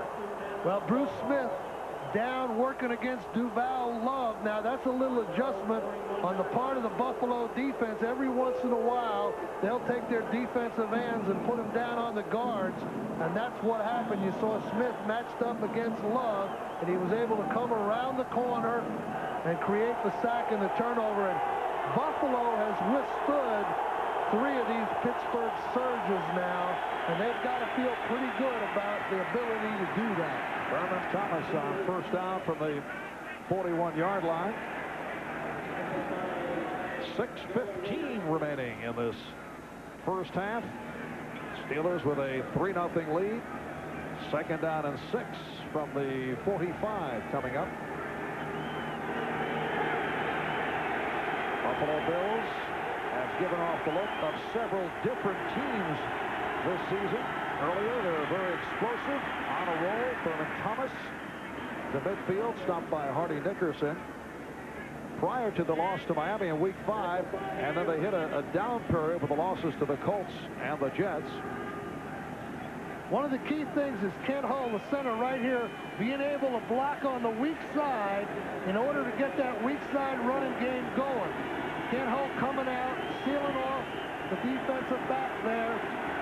Those 3 guys able to block the weak side of the Pittsburgh defense is the whole key to the Buffalo weak side running game. And the Steeler crowd urging the defense on, but it is a first down and more for Thomas, reaching inside the 40. Darren Perry, the rookie free safety, made the stop. Thomas running for 12 yards. Great open field tackle by Darren Perry, but a guy like Thurman Thomas, short yardage, I always used to feel is one of the most dangerous situations for an explosive back like him, because everyone's bunched up, and if he gets a crease, he might just go all the way, and that's almost what happened there. And he's upset that he did not go all the way. The tight end Metzelar's on the reception, and Buffalo with a good-looking drive. Metzelar's second catch of the day. Hardy Nickerson on the tackle. One of the staples of the Buffalo offense is to clear out and bring a guy across. Sometimes they clear out with the slot man like they're doing here, bringing the tight end across. Other times they clear out with the tight end and bring Andre Reed across. Kenneth Davis with another Buffalo first down. Needed 4 and picked up 14. Perry made the stop. Well, this is a little design cutback play with the tight end coming across as the lead blocker. Metzelar's coming across, kicking out the defensive end, and Davis loose in the secondary. It's a design cutback all the way. And the Bills have quieted this Pittsburgh crowd. Davis into the line, and he stopped for a loss. One of the things I like about Kenneth Davis, I think he's one of the most underrated players in the National Football League. He has tailback ability, but he has a fullback mentality. He comes in, he gets the tough yards, he breaks tackles, he doesn't care what his role is. He's just in there and trying to help his team win the game. And I think this guy is one of the most underrated guys in the National Football League. Originally a second-round draft pick of Green Bay, signed with Buffalo on Plan B back in '89. Well, the crowd trying to bother the Bills signal calling right off the punt. And completes for a first and goal to Don Beebe. Ron Woodson made the stop, and the Buffalo Bills are now on the doorstep, a 19-yard advance. You can credit that completion, though, to the Buffalo pass protection because Wright wanted to go on the other side. It was completely covered. He pulled the ball down. He had plenty of time to come back and find Beebe, who had eluded Woodson to the outside. So the Buffalo pass protection is what enabled Wright to find Beebe. They had the Pittsburgh defensive players well back from the quarterback. First and goal at the 1. Thurman Thomas is back. 8th play of the drive. It's Gardner. They stack him up. And he is stopped short of the goal line as we roll to the 2-minute mark. Fast-moving first half. Pittsburgh 3, Buffalo nothing. 2 minutes remaining. We'll be back in Pittsburgh in a moment. At Prudential Securities, we invest the time it takes to get to know you. We invest over $100,000 in training every new financial advisor who serves you. And we invest millions of dollars every year in the research and analysis that helps serve you better. Because at Prudential Securities, the most important thing we have to earn is your trust. Those smart folks at Magnavox have asked me to tell you about all their highly intelligent products in just 15 seconds. You must be joking. No way. Don't be ridiculous. No, that's it. I quit. Magnavox. Smart. Very smart. This is crazy.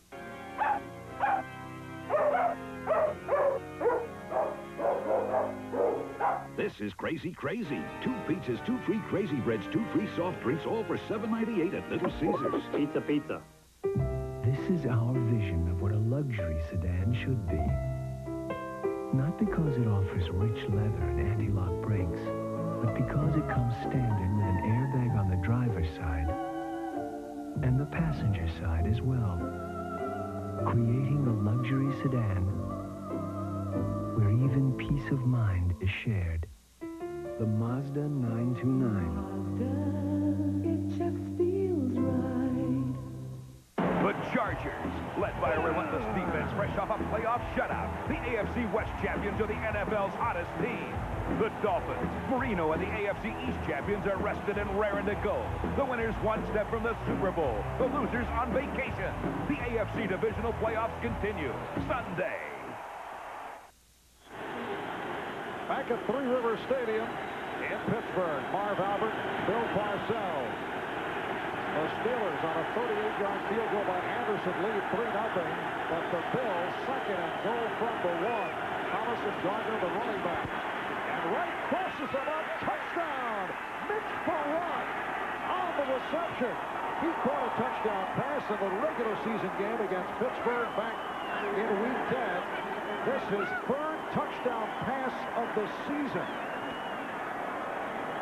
Well, it's a little deja vu for Mitch Farrat, and as you say, it's his third touchdown, but 2 of them have been against the Steelers, and they made a real hard inside fake, and on very short yardage, the defense has to commit to that inside fake, and after that play fake, Wright was able to pull it down and get it right to Farrat, who has another touchdown against the Steelers. Mitch Farrat, who hails some 40, 50 miles away from Pittsburgh, from a town by the name of Katanning. I think has some few folks here rooting for him. 9 plays, 59 yards in 4 minutes and 26 seconds. And Buffalo with a 7-3 lead on Pittsburgh. Get me a boat to take me there. Silver sands on the white hot beach.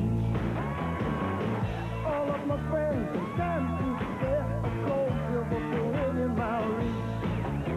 Hit the blaze of the Rockies with a cold crisp air. A silver bullet. I'm gonna get me a boat some way, somehow. And a cool silver bullet now.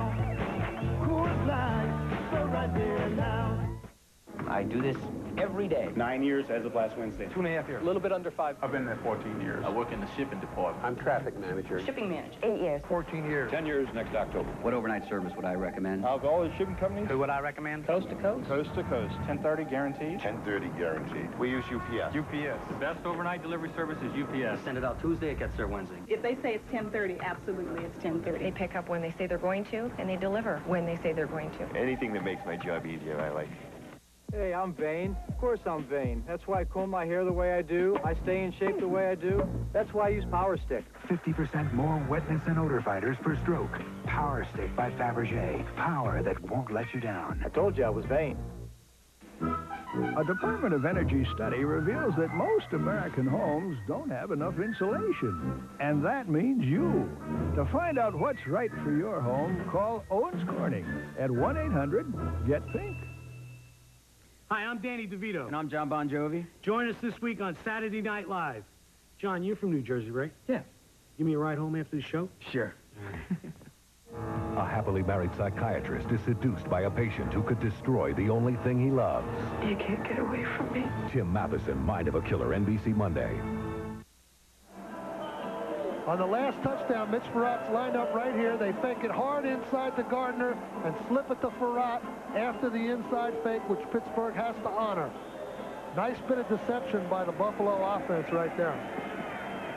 And the Bills have been throwing to the likes of Mitch Farrat, backup center, John Fina, backup offensive lineman. So Buffalo with a 7-3 lead. White Stone on the kickoff return. Going across the 20. And he was drilled by Steve Tasker. A minute 50 remaining in this first half. On that key play in the last drive was the same one that Frank Reich had completed to the tight end, but this time the tight end right here was covered, and he comes back and finds Beebe down in the corner after protection holds up so well. See, Reich's looking for the tight end. He can't find him. He pulls it back down and gets Beebe down to the goal line, and Woodson had kind of sloughed off after the play took so long. The Steelers from their 22-yard line, now trailing 7-3. O'Donnell in trouble. Going sideline to Mills, and he is short of the first down, bumped out by Henry Jones.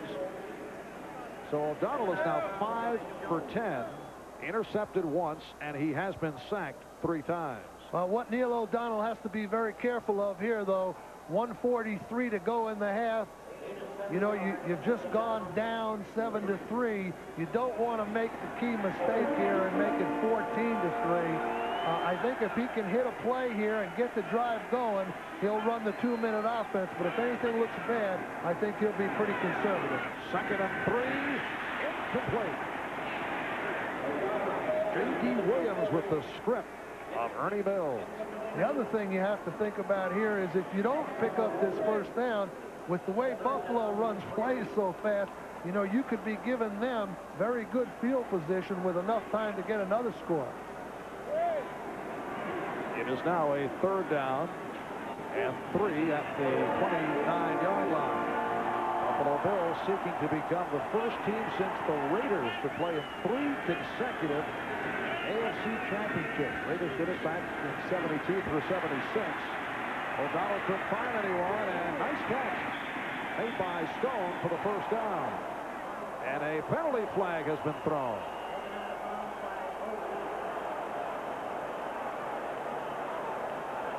Number 80, Charles Davenport, is the injured Pittsburgh player, and there's a flag that has been thrown in around him.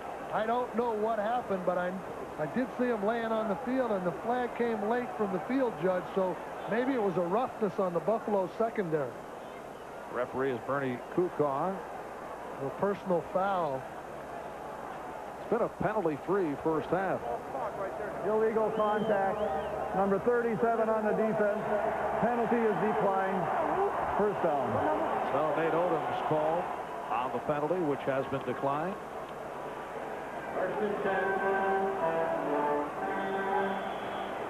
Well, that's an illegal hit down the field by number 27, Clifford Hicks. You know, after the receiver goes 5 yards, you're not allowed to hit him, and he just threw a shoulder into him. Now, I think you'll see O'Donnell in his 2-minute mark for sure. So it was Hicks 27 rather than Odom's 37. And O'Donnell scrambling. Once again could not find anybody. Just tucks it in and takes it out of bounds. Chased out by Smith and Talley. Coming up, it's the Domino's Pizza NFL Live halftime report. Bob Costas, O.J. Simpson, Will McDonough, John Dockery, Warren Moon on hand to bring you an analysis of the first half. And they'll also be talking with Dan Marino of the Dolphins, Junior Seau of the Chargers as they look ahead to tomorrow's game between Miami and San Diego. That's all coming up at halftime. But with only 1:24 to go, I still don't think there's a sense of urgency here for the Steelers. They have all 3 of their timeouts remaining. They've got plenty of time to work the ball down the field in a conservative way with those 3 timeouts. 2nd and 4. That ball deflected. And going incomplete. Eric Green, the intended receiver. Crowd here looking for an interference call on the strong safety Henry Jones. Well, Henry Jones has been a guy that's been a big part of the improvement of the Buffalo defense. He's matched up on Eric Green, and I think the Steelers would like to have that matchup all day long. But if Jones can play it that well, then Buffalo's going to have the advantage, because that's a position where I think the Steelers feel they have an edge offensively matching up against Buffalo's defense. 3rd down and 4. O'Donnell once again, but the receivers covered this time, able to pick up the first down. Slides inside the 40. Buffalo covered the play very well. And there's a little fracas down there, and the official stops the clock, but Pittsburgh uses a timeout. But Buffalo had that play well defense, and O'Donnell just took what he had and scrambled for the first down. O'Donnell running for 16 yards. O'Donnell looking for his receivers, can't find them, pulls it down, dodges a couple guys, gets between, tries to protect the ball, and then finally gets on the ground.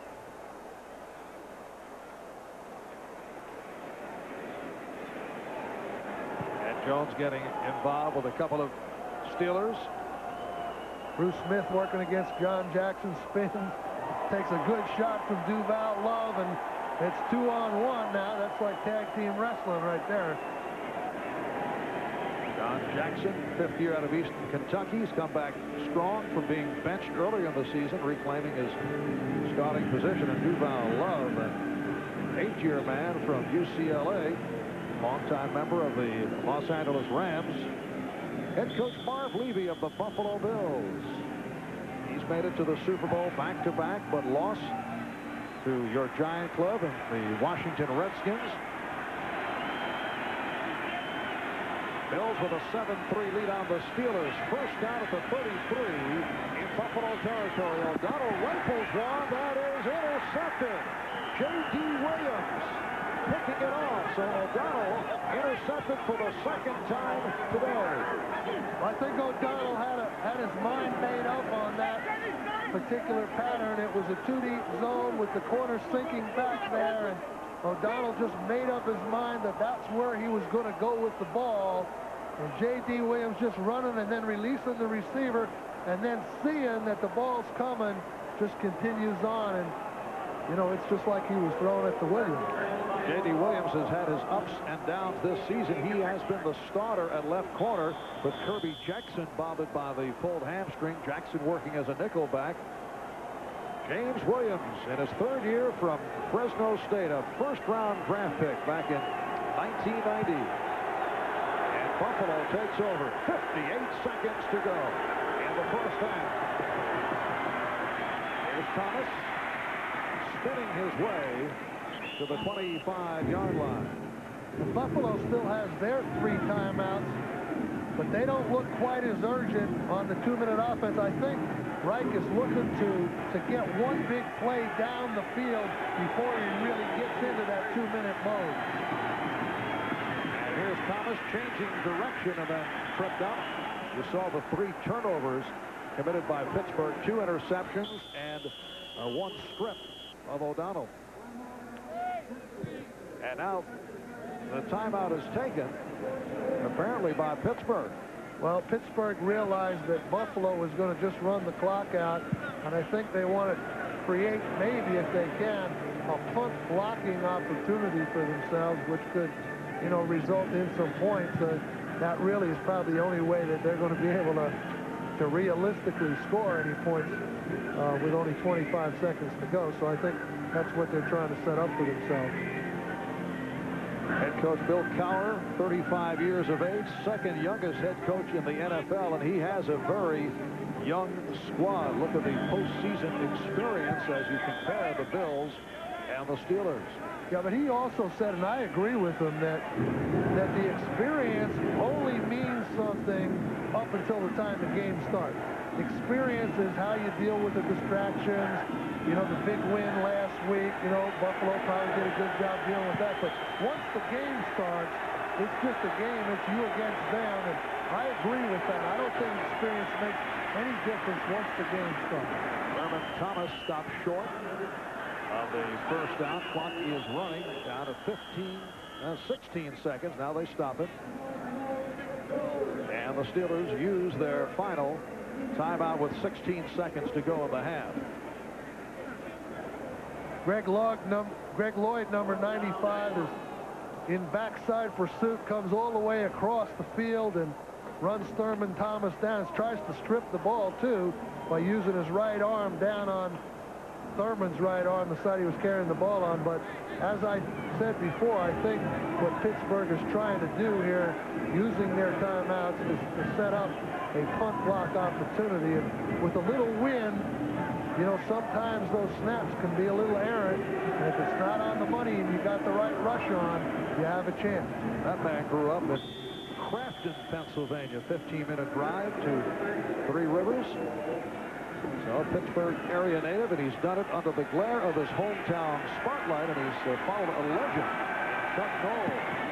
And the punt by Moore to Yancey Thigpen, and he handles it. Fair catch at the 27-yard line. Fourth punt by Moore goes for 46 yards. 8 seconds remaining in the half. There's Yancey Thigpen, number 82, second-year man from Winston-Salem State. And Neil O'Donnell trotting back on the Pittsburgh offense,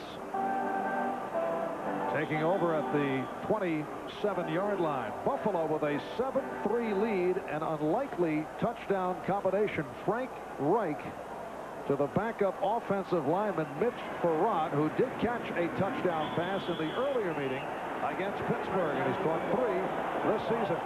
So that's the end of the first half. The Buffalo Bills with a 7-3 lead on the Pittsburgh Steelers. The Pittsburgh points supplied on a 38-yard field goal by Gary Anderson. That was early in the game. Right now, let's go to Bob Costas in New York for the Domino's Pizza NFL Live halftime report. This is the Domino's Pizza NFL Live halftime report. Brought to you by Domino's Pizza, where you always get great pizza, plus something for nothing. Well, Buffalo with the lead at 7-3, although Pittsburgh controls the time of possession. Those 3 turnovers really hurt him in the first half. Buffalo side of it, critical in the second half. You can see Thurman Thomas and Bruce Smith are playing in pain. They have to stay on the field, I think, for Buffalo to win. Unimposing numbers for Frank Reich, but as we all know, he doesn't get going in any game until the second half. What are your thoughts on Neil O'Donnell? Well, he started off real well, made some big throws in the seam area, got some good runs for first downs, but the 2 interceptions and the fumble definitely have hurt him because it stopped drives. Now, we heard Marv Albert and Bill Parcells mention that the Bills had gone to Mitch Farrat for a touchdown in the game against Pittsburgh in Week 10 in Buffalo, but there's a difference between the 2 plays. Take it, Warren. Well, in Week 10, they lined up Mitch Farrat as a tight end, and they play-action pass to Kenneth Davis and released him to the flat, and they got the touchdown that way. This time today, they lined Farrat up as a running back, as a lead fullback, and this way they play-action pass this time to Gardner, and then they released him in the flat, and here he is catching the touchdown here today. So they're taking advantage of Farrat's athletic ability by moving him around a lot of different places. It's good coaching, too, because they don't tip it. Obviously, with film study, they'd be aware of it if he lined up at tight end again. Exactly. They use him as a lead blocker. They probably never thought they'd use him as a receiver on that play. Okay, now, the other AFC divisional playoff is tomorrow at Joe Robbie Stadium as the Dolphins host the Chargers. We'll have it for you, beginning with NFL Live at 3:30 Eastern Time. A short while ago, I talked to Dan Marino about facing those Chargers. Well, the Chargers are a very enthusiastic team. You can tell by looking at them on film, especially defensively. They're a team that loves the pursuit of the ball. They really are playing well together, you can tell. And, for us, we just need to go out and play our game and not have the turnovers. But I have a lot of respect for them on defense. They have a couple superstar players, Leslie O'Neal and Junior Seau, who are outstanding. So we're going to have our work cut out for us. You finish up winning the division, but in the first half of the year, you were averaging about 27, 28 points a game. In the second half, it falls to 17. What are the reasons for that? I really think it's execution, Bob. Offensively, at the end of the year here, we haven't executed as well as we're capable of. And the biggest problem we've had is scoring points when we get close. We've been getting a lot of field goals and not scoring as many touchdowns as we would like to. We've been moving the ball well throughout the year, but not scoring the points and putting up the numbers that we should. Dan, you got to the Super Bowl very early in your career and haven't been back. You still have many good years left, but are you beginning to think about that, the clock ticking away? There's no doubt that, you think about the time and how long you've been playing in the league. And it's been 10 years, I've been to one Super Bowl, and you do think about, the possibilities of your career ending or what the future is. So you want to take advantage of your opportunities when you get them, and this year we have an opportunity. Okay, we heard Dan Marino say that Junior Seau and Leslie O'Neal are a couple of superstars on the Charger defense. Standing by live with us from Miami is Junior Seau, and it doesn't take a genius to figure out, Junior, that the key to the game from your standpoint is how often you and O'Neal and maybe some of the others can get in Marino's face, if not sack him, at least throw him off his rhythm. Most definitely, Bob. I think that we're going to have to play a good secondary game and put some pressure on him. And definitely, if you can defeat Marino, you have a good chance of beating Miami.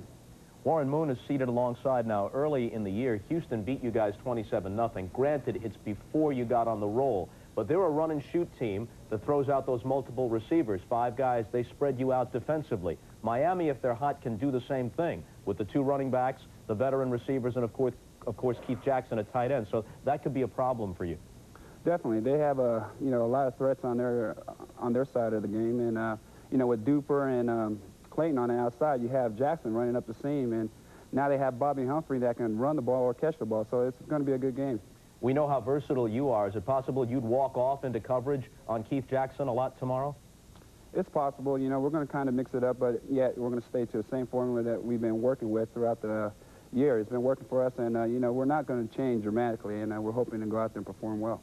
Last thing real quick, I know you referred to Bill Arnsparger, the much heralded defensive coordinator, almost as a father figure to you. Like any father tells his kids some bedtime stories. Has he told you about his days in Miami working on those Super Bowl teams with Shula? No, Bill really hasn't even shown any emotion. I don't see Bill smiling more than he has throughout the year. I think he knows it's a business, and he's looking out to go out there and get a victory for the team. Good luck tomorrow, Junior. Thanks a lot. Thank you, Bob. Okay, Junior Seau of the Chargers. And coming up, we'll get a report from Three Rivers as we check in with O.J. and John Dockery. That's after a message from the NFL and a word from your local station.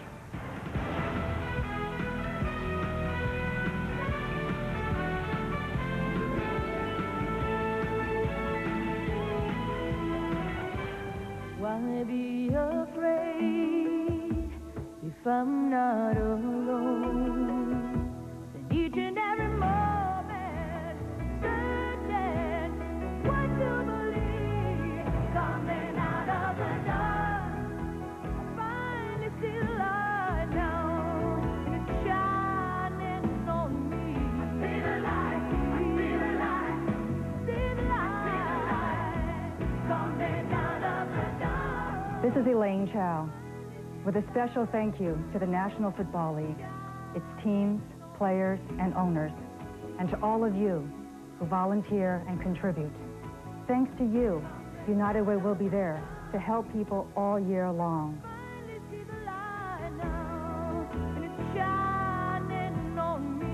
Because of you, your local United Way is helping where help is needed most.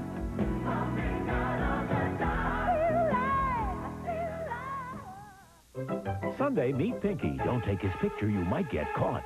A new eyewitness video, then rip-off repairman caught in the act. Those and more, eyewitness video, NBC Sunday. As America celebrates the anniversary of the birth of the king, NBC presents his untold story. You're the mystery man. You're the king. Emmy winner Beau Bridges gives a stunning, larger-than-life performance. Elvis and the Colonel up against the world. A fascinating story. The Chicago Tribune. Sex and rock and roll. Elvis's untold story. NBC tomorrow.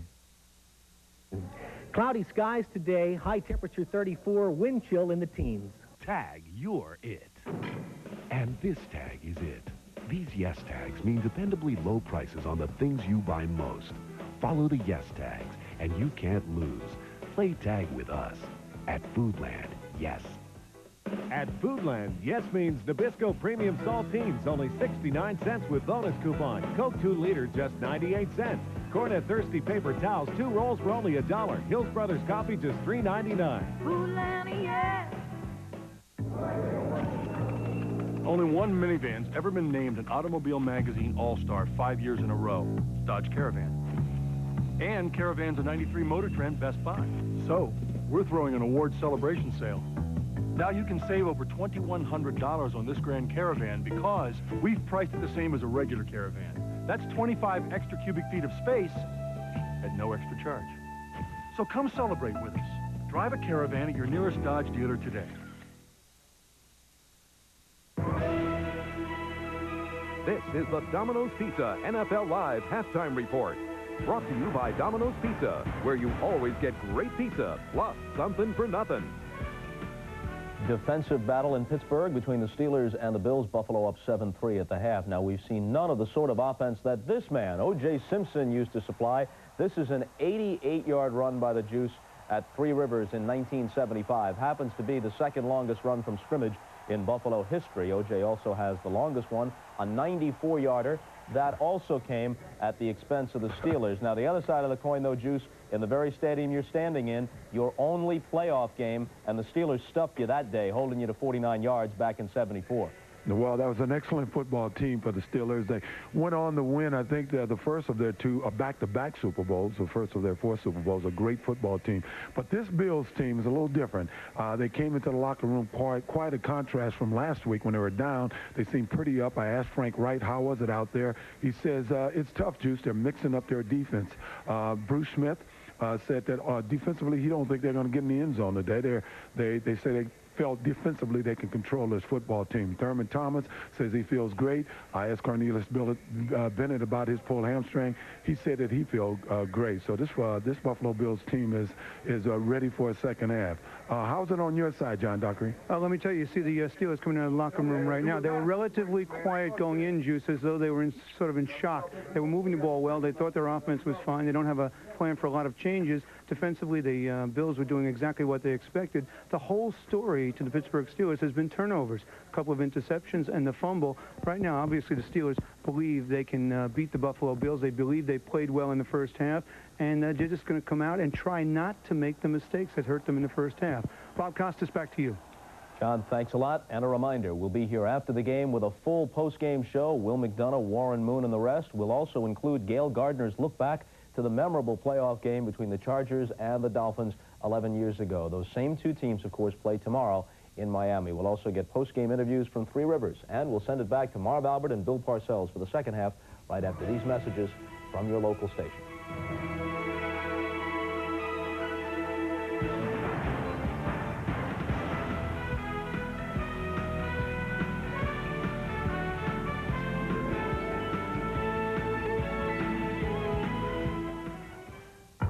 Why did the Oscar-winning director of Rain Man, Diner, Good Morning Vietnam, The Natural, and Bugsy decide his next story could only be told on television?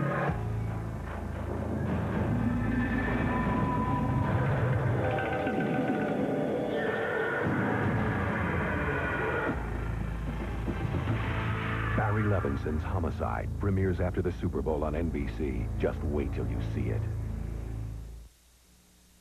For the last 6 years, one lone truck, the Ford Ranger, has been the best-selling compact pickup in America. This year, the 1993 Ranger has been restyled inside and out, giving it a more modern aerodynamic exterior and a fresh new interior. That's something Chevy hasn't done to the S10 since the early 80s.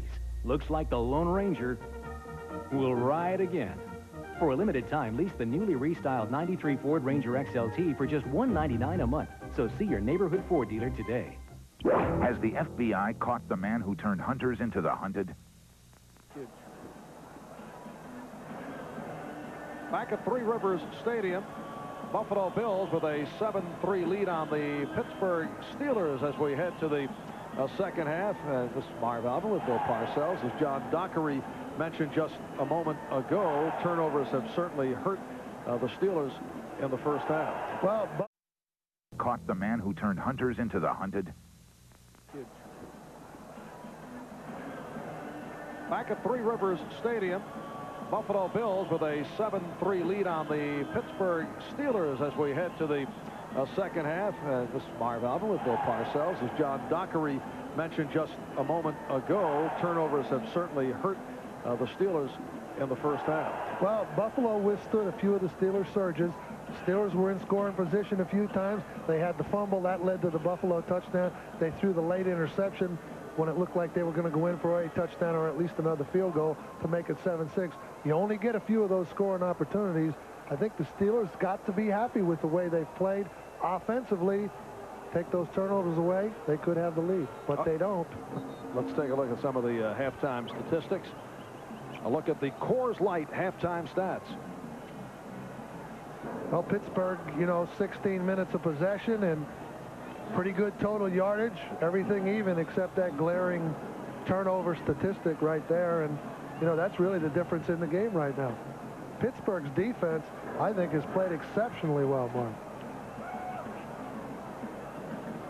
And Frank Reich in the first half, 8 for 13, 68 yards. The one touchdown completed to the backup offensive lineman, Mitch Farrat. And Neil O'Donnell with the 2 interceptions and the fumble stripped by Bruce Smith. And that cost because that led to the Buffalo touchdown. We are set for the kickoff. Steve Christie will kick it off. Dwight Stone is the defense.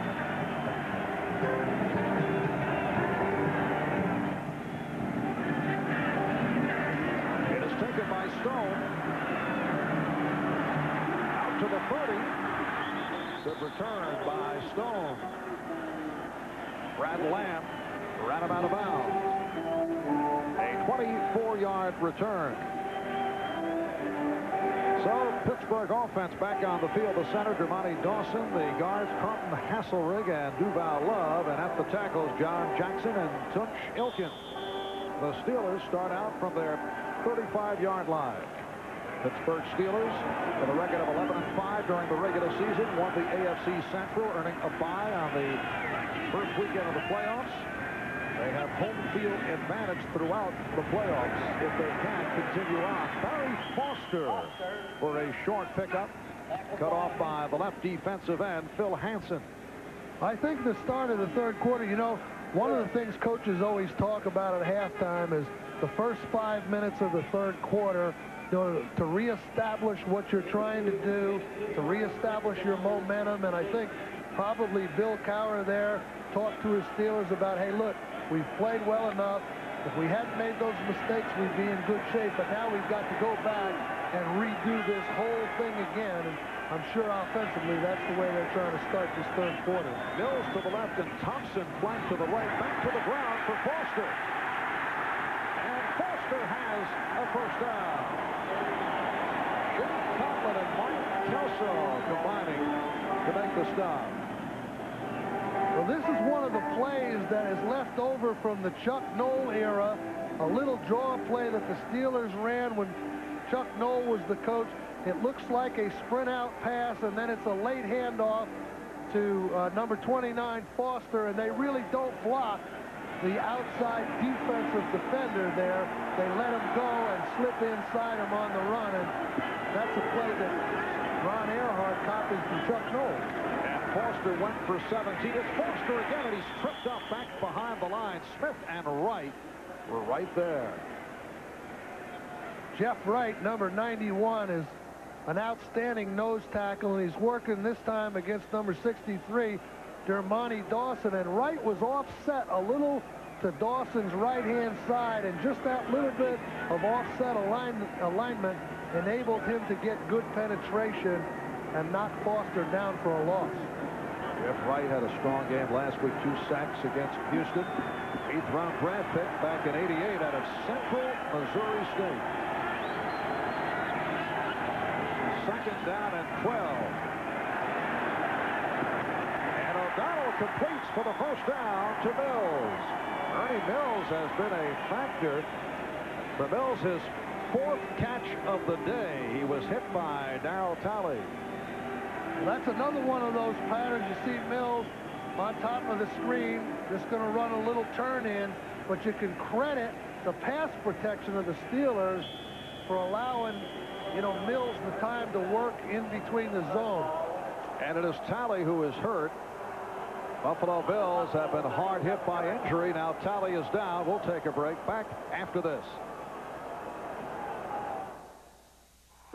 If you think these guys are tough on each other, you should see how we tested the Oldsmobile Achieva. Because we recently pitted it against the Honda Accord and Toyota Camry. And after 100,000 miles, in an independent test, in the real world, guess who won? It's your choice.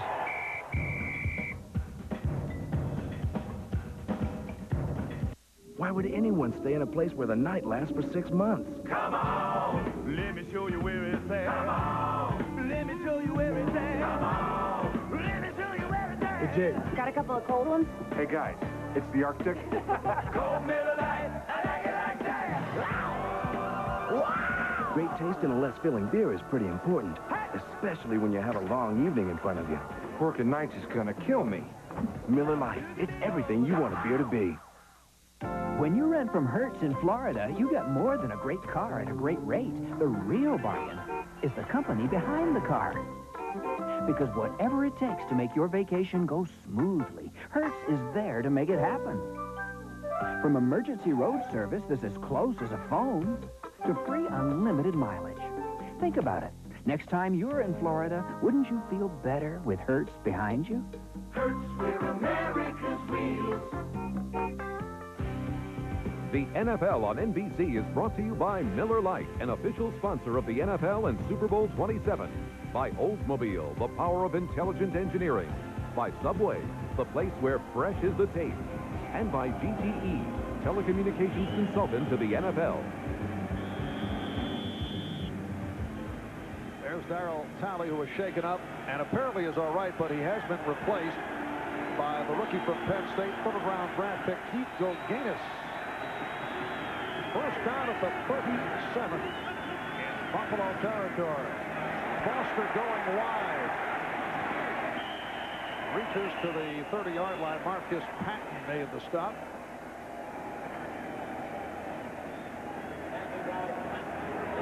Well, you see very few inside running plays for the Steelers today. Good blocking, lead block by Merle Hodge, gets a good block on Patton, which creates the corner for Foster, who comes around, and Bennett's is able to come over and make the tackle. But when you can pick up 7 on first down, you're in pretty good shape on the running game. Harry Foster having an outstanding regular season, 1,690 yards, second behind Emmitt Smith of Dallas. Off the fake, and a penalty flag has been thrown. So Foster stopped by Talley, who checked back in. Goganis in there for that one play. And the face mask indicated against Pittsburgh. That's a very unusual penalty to incur when you're on offense. Most of the time, any face mask infractions occur defensively, but occasionally your blocker may put his hands up under a defensive player's face mask in an attempt to block him and push him, and that's probably what happened. Illegal use of hands, number 86 on the offense, grabbing the face mask of the defender, 10-yard penalty, repeat the down. That's the tight end, Eric Green. First penalty called on the Steelers this afternoon. On the left side of the screen, Eric Green, number 86, just has his right arm on Darryl Talley's face mask, and of course Talley's making the call for the official, as most of the guys do when they get the face mask. They give the signal also. Sets it back to a 2nd and 9 at the Buffalo 36. 4 minutes gone by in the 3rd quarter. Then the fake on the end around, and it was nearly picked off. Talley had a shot at it. Well, that was another one of those trick plays where they were faking a sweep and a reverse. And you see Bruce Smith there with that rib that he's had for a couple of weeks now. And he's been playing with a flak jacket. He's played hurt the last few weeks. Here he's working against Duval Love and comes clean and just makes a sack on O'Donnell there and apparently torques himself some way to affect his ribs. And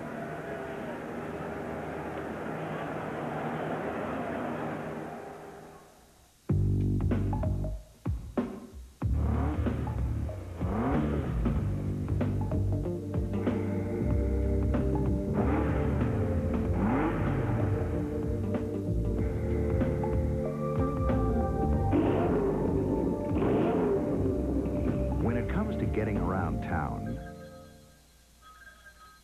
nothing outperforms your phone. So make the call before you make the drive. Are you looking for a car with exceptional value? Because the Oldsmobile Cutlass Supreme Special Edition has got a V6, 4-speed automatic, air, cruise control, tilt wheel, power windows and locks, AM/FM cassette, and lots of other neat stuff. And it costs only $15,995.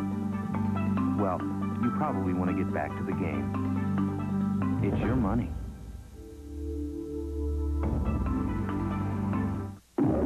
The defense calls Rebecca Carlson. You cannot get away with murder. You don't have probable cause. Sure I do. Marcia's will leaves all $8 million to your client. The whole situation was unnatural. He couldn't handle it. She got off under control. Walk away. They can't wait to convict me. All you need is a reasonable doubt. Body of Evidence. Rated R. Starts Friday at theaters everywhere. Well, Bruce Smith hurt the ribs once again. And he's been replaced by Mike Loden. So Smith to the sideline. It's a 3rd down and 9 for O'Donnell. And it's broken up. Nate Odoms getting in front of the intended receiver, Yancey Thigpen. that play was well defensed by Nate Odoms. O'Donnell trying to find his receiver. Eventually goes to number 82, Thigpen, but Odoms gets there right on time and makes the good defensive play and forces Pittsburgh into the punting situation. Well, with Jeff Graham playing with a sprained ankle, coming into today with a sprained ankle, we have seen Ernie Mills and Charles Davenport and Yancey Thigpen as intended receivers. Henry Jones let that one go by. Carries to the end zone. 36-yard punt. 10:44 remaining. 3rd quarter. Oldsmobile presents You Make the Call. Seeking to conserve time on the clock, a member of the Bengals punt return team kicks the ball out of bounds to stop the clock. Now you make the call. Is this a legal tactic? So, you're buying a new car. Well, did you know that in a recent dependability study, the Oldsmobile 88 was unsurpassed by either? In fact, after 2 years, it was as problem-free as BMW. It was even unsurpassed by Mercedes-Benz. Yeah, we know. It's your money.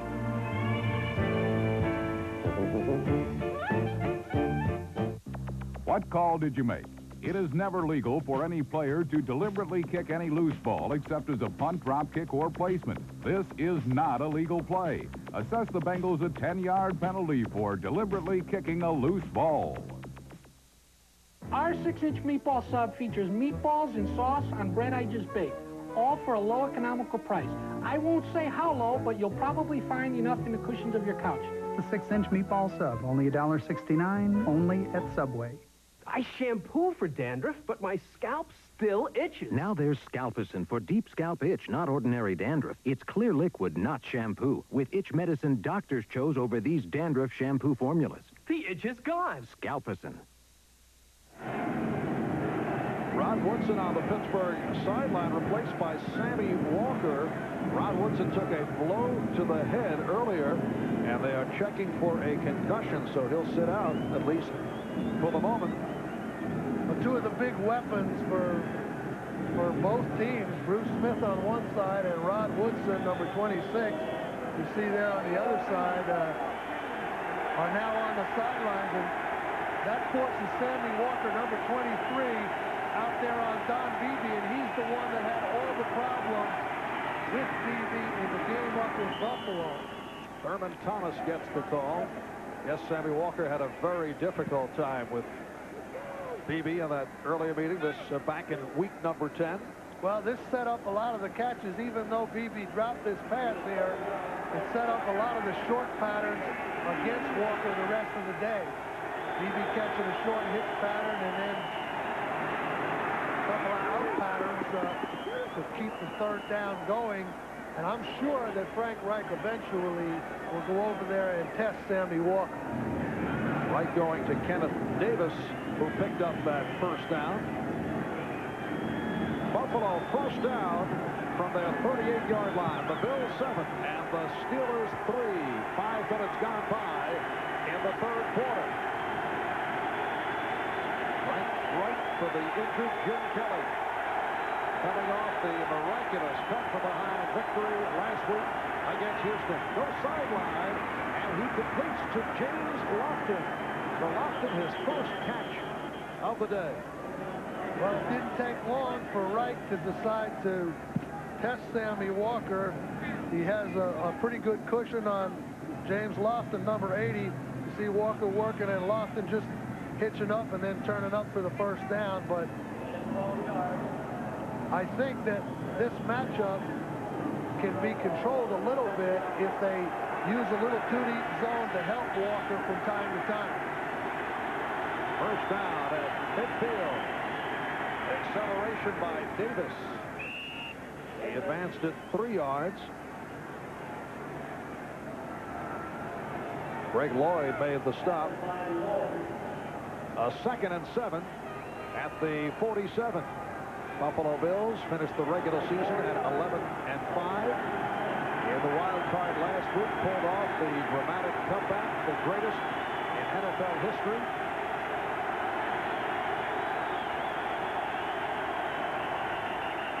And the flags are thrown. Look to be the left tackle, Will Wolford.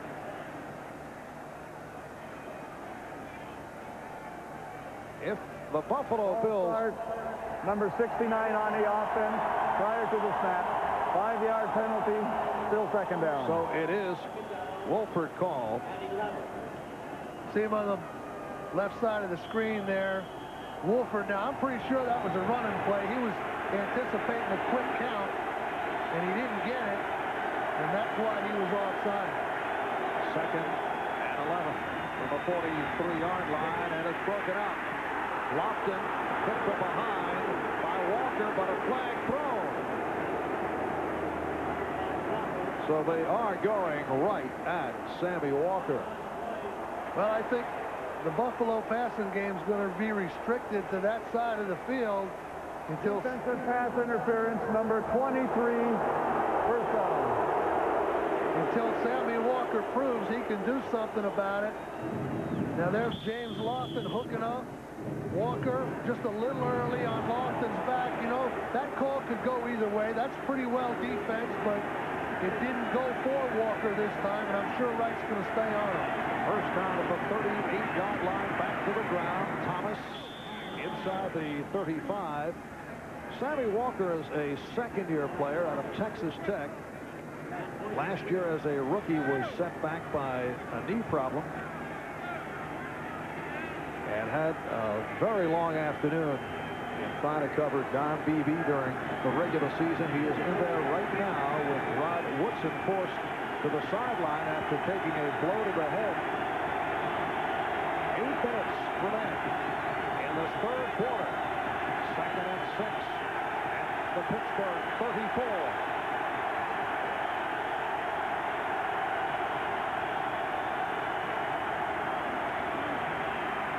Right, throwing deep for Lofton. Incomplete. He was covered by the free safety, the rookie Darren Perry. Darren Perry is a guy that's come in and played well for the Steelers, a rookie. It's unusual that a rookie can come in and start at free safety. I think it's probably the most complicated position in the secondary. You got to kind of be the field general back there, making sure everyone else gets the call. And it's a little unusual, and to Darren Perry's credit, that he's able to come in here and fill the spot left by Thomas Everett when he was training for the Dallas Cowboys. 7th play of the drive, 3rd down, and the 6th. And it's a first down picked up by Beebe. Sideline pattern. And Beebe covered by Walker. Makes his 4th catch of the day.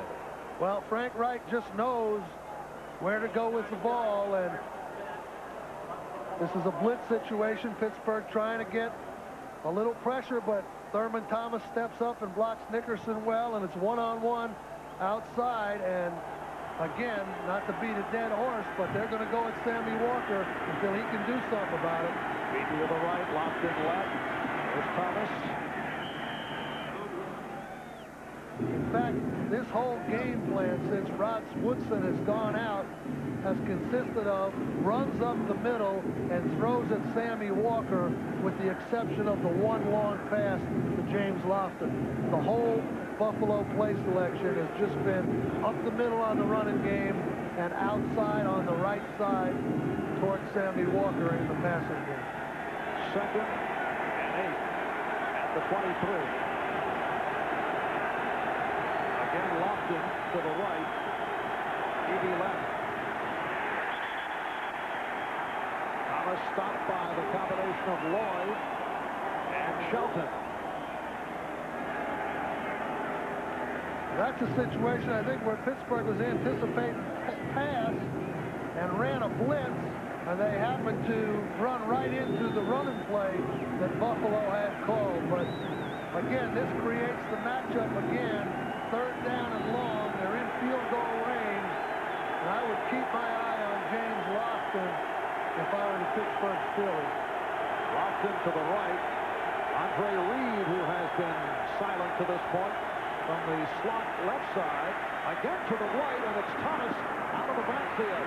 Cutting for the first down. Gets inside the 15.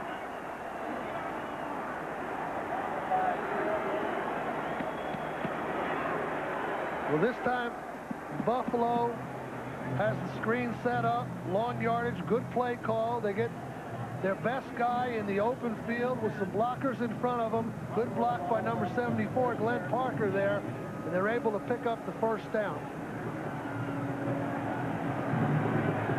Thurman Thomas running it down to the 14-yard line. We come up on 5 minutes remaining in the 3rd quarter.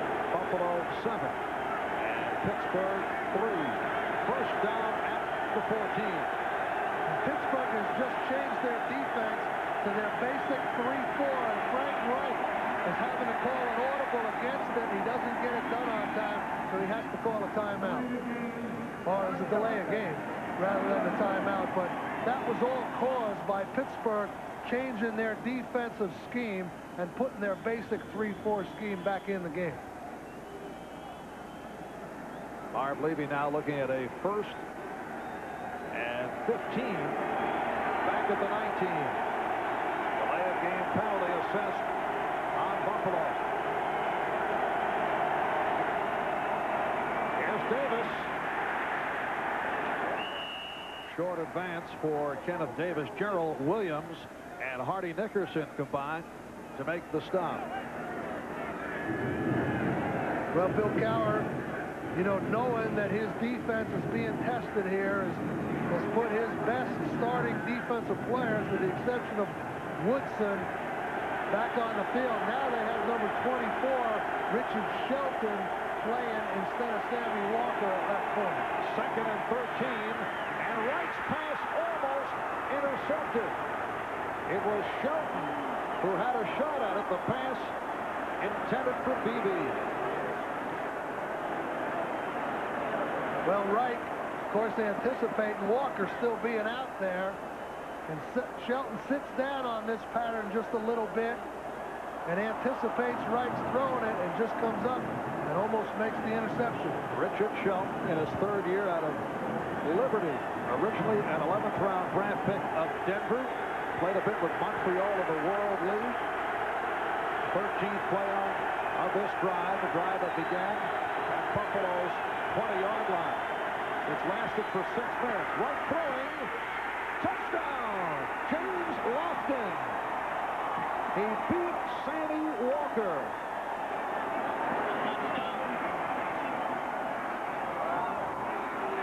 So James Lofton, who was not a target earlier in the day, comes up with his second catch, this one, for the score.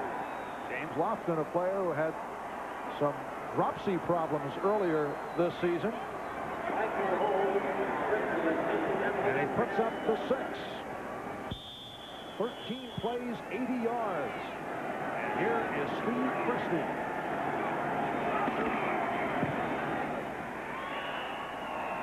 The Buffalo Bills have now taken a 14-3 lead on the Pittsburgh Steelers.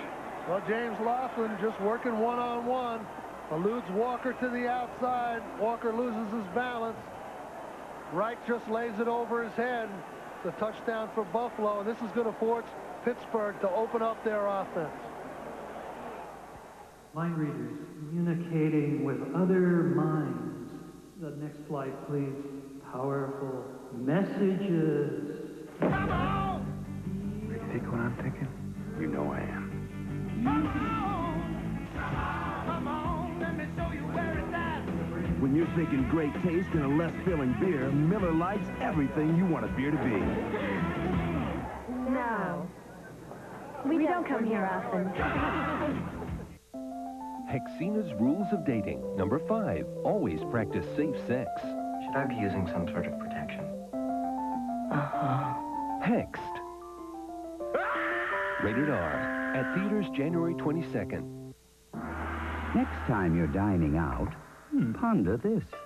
The Discover card pays you a cashback bonus on every meal you charge, which means you shall soon acquire a small fortune. It pays to discover. 2 years ago, the editors of Consumer's Digest named a very special car to their best buy list. Last year, they did it again. So this year, it was a great honor when they did it for a 3rd year running. Which means there are now best buys and consistently best buys. It's your choice.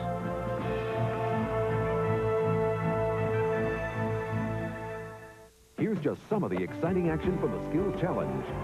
The inaugural Skills Challenge, presented by Enterprise Rent-A-Car, January 23rd on NBC. The Buffalo Bills with a 14-3 lead as they kick it off. And it's taken by one of the up men, Yancey Thigpen. Returns across the 25, Mark Pike on the stop. 3:52 remaining in the 3rd. I'm Chief Financial Officer. I'm a vice president. I'm the president. I'm a penny pitcher. We pinch pennies. We own the place. I'm an accountant. I make all the financial decisions. If it's a nickel, I want it. Sure, it's only money. It's my money. Buck saved is a buck earned. Absolutely. Just trying to see we get more bang for the buck. What overnight service would I recommend? UPS. UPS. Saves us a lot of money. Probably 20 to 30%. 30, 40%. Easily 40%. You bet when you say 40%. 1030 guaranteed. UPS. UPS. United Parcel. We give you the best service for the best dollars. How can you beat that? It's 30 below. You've got a cold, cough. You've got a real problem. We've added the leading cough suppressant to the proven cold relief of Alka-Seltzer Plus. I have no sneezes, no coughs, no runny nose. I took Alka-Seltzer Plus cold and cough this morning. Alka-Seltzer Plus cold and cough. It's tough medicine. With Russ Beeler's in-laws in town, he served KFC Super Value Buckets. Get 15 pieces of original recipe or a bucket full of hot wing pieces. The KFC Super Value Buckets, just $9.99 each. We do chicken right. To get rid of her gray, my wife can spend 40 minutes. But I discovered the 5-minute hair coloring. The revolutionary discovery called Just for Men from the leader in men's hair coloring. Simply apply Just for Men and in 5 minutes shampoo out. Gray is blended away. The look of my natural color is back in 5 minutes. That was me, and it won't fade or wash out. My hair takes forever, but you look great in just 5 minutes. The look of your natural color in just 5 minutes with Just for Men. The Chargers, led by a relentless defense fresh off a playoff shutout. The AFC West champions are the NFL's hottest team. The Dolphins, Marino, and the AFC East champions are rested and raring to go. The winners one step from the Super Bowl. The losers on vacation. The AFC divisional playoffs continue Sunday. Pittsburgh Steelers offensive coordinator Ron Earhart, does he begin to open things up right here? Well, I don't think you take any unnecessary chances, but you need 2 scores, and you're going to have to get them. You know, you're going to have to get one of them pretty soon. So I think you'll see a spread-out offense from Ron right now. Steelers from the 27, screen developing for Foster. Harry Foster with the first down. Phil Hansen made the stop. First reception of the day for Foster. Well, I think that's a good play selection. Buffalo in a pass rush mode after they get the lead. Start with a screen. You catch a zone defense there. Foster runs through number 58, Shane Conlon, and Hansen comes over and makes the play. But that's a good way to start your offense. Bills left, Thompson right. First down from the 38. And Bills with a first down catch at midfield in front of Nate Odom. Looked like Neil O'Donnell was hurt. I don't think he's coming out unless they have to come and carry him off, though, Marv. He sets and throws a little outcut there and may hit his hand on Duval Love's shoulder pad. But he's not coming out for a little hurt finger here. He has a first down at midfield. Draw play. Foster with beautiful spinning moves and has a first down inside the 40. Mike Kelso up from the free safety position to make the stop. That's just an unbelievable run by Barry Foster there. They don't have anybody block. There's all the Buffalo guys right in his way. He just spins and does a 360 and comes out of the pile and breaks a few tackles and comes down the field and gets the first down on his own. That's just unbelievable running by Barry Foster. Bruce Smith, who hurt his ribs early in this third quarter, is on the sideline. Keith Willis playing up front with Phil Hansen and Jeff Wright. And O'Donnell's pass incomplete. Penalty marker down. Interference on J.D. Williams. The pass intended for Ernie Mills. That was a late flag. Came from the field judge. The guy on the sideline who saw the play didn't call it. Defensive pass interference, number 29, first down. You know, if you're not allowed to do what Williams did there, then I don't think you can really play pass defense, because I didn't see him do anything wrong. I mean, you got to let these defensive backs do something. It sets it as a first down at the 21-yard line. Foster with own defense. That's Stone in motion. Foster. So he has got over the 100-yard mark. Stopped by Hansen and Patton.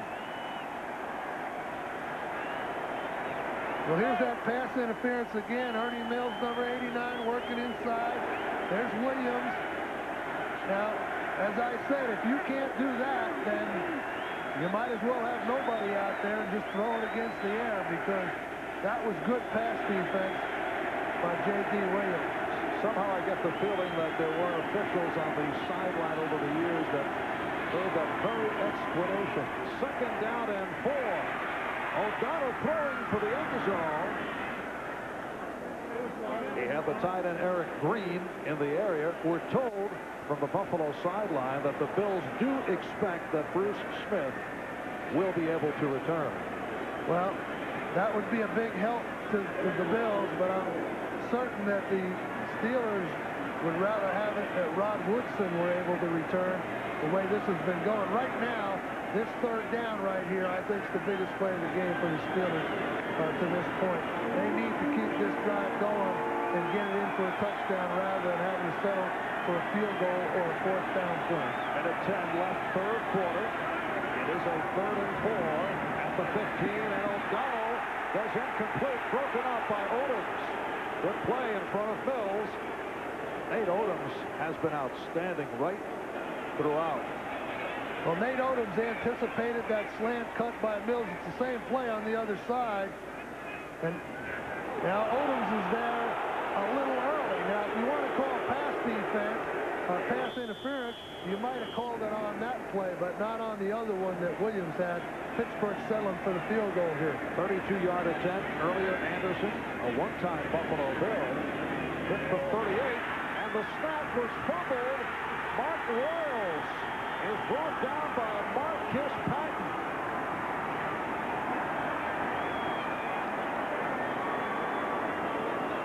Well, last week, the Buffalo Bills going up against the Houston Oilers saw the miscue on the snap by the punter, Greg Montgomery, and here Mark Royals fields a low snap and could not find the handle.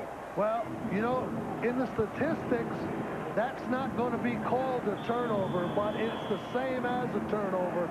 So Pittsburgh's been in the scoring zone now 3 times, and they've lost their last 3 opportunities by turning the ball over. 1 fumble, 1 interception, and this fumbled snap on the field goal. And remember, this is a Pittsburgh club that has struggled offensively in the latter portion of the season. McKellar takes the hit from Nickerson. Keith McKellar, the tight end, coming up with his first reception. And Rod Woodson back on the field. Sammy Walker back to the bench. Pittsburgh's defense is going to have to do something to give their offense a chance to win this game. They've played very, very well on defense all game, but they haven't been able to create that big play defensively other than that early 4th down stop that got the Steelers the first field goal. Huge turnaround play as you watch Davis pick up yardage on the slant. Richard Shelton with the opportunity for the interception. Had a clear field in front of him, but could not hold on. Well, a few plays or a few little things always make these playoff games go one or the other. That dropped interception, that fumble field goal snap are 2 of those kind of plays.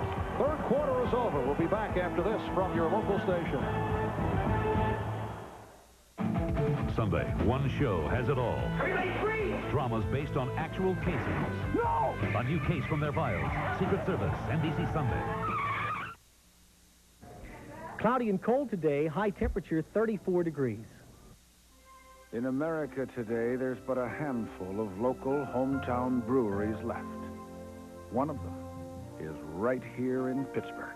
Her story spans more than a century and generations of proud, hard-working people. People who have made us what we are today. Here's to you, Pittsburgh, and here's to another century of quality, integrity, and tradition.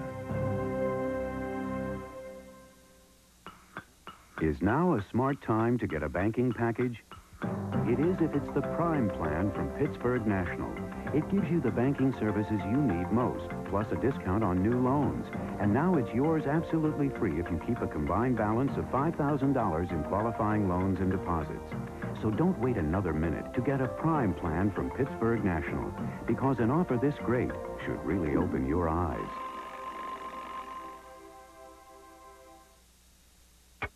And action.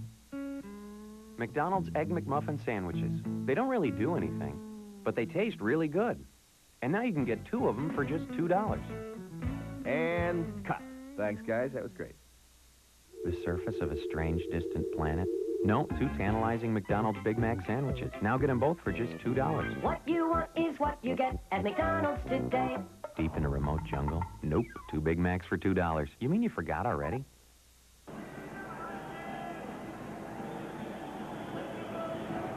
Bruce Smith making his way back onto the field. I'm told He was x-rayed back in the locker room. Looked like he re-injured his ribs. The Bills expect that he will return. Fourth quarter is underway. Third down 7. As we pick it up, Buffalo from its 34-yard line. McKellar for the first down. Keith McKellar. Good run after the catch, bringing inside the 45. Richard Shelton brought him down. That's a 23-yard pickup. Well, Keith McKellar working against number 24, Richard Shelton. Runs a little bow out pattern there. Wright puts it there right on time. McKellar gets to turn up with it at 245 pounds. He's hard to wrestle down. It takes a couple of them, and now Buffalo's threatening to make it real difficult on Pittsburgh if they can put one more score up on the board right now. The Bills 14, the Steelers 3 as we get started in the fourth quarter. Vernon Thomas for a short pickup. Aaron Jones made the stop. Thomas 17 carries, 51 yards. Now they've removed the shoulder pads of Bruce Smith.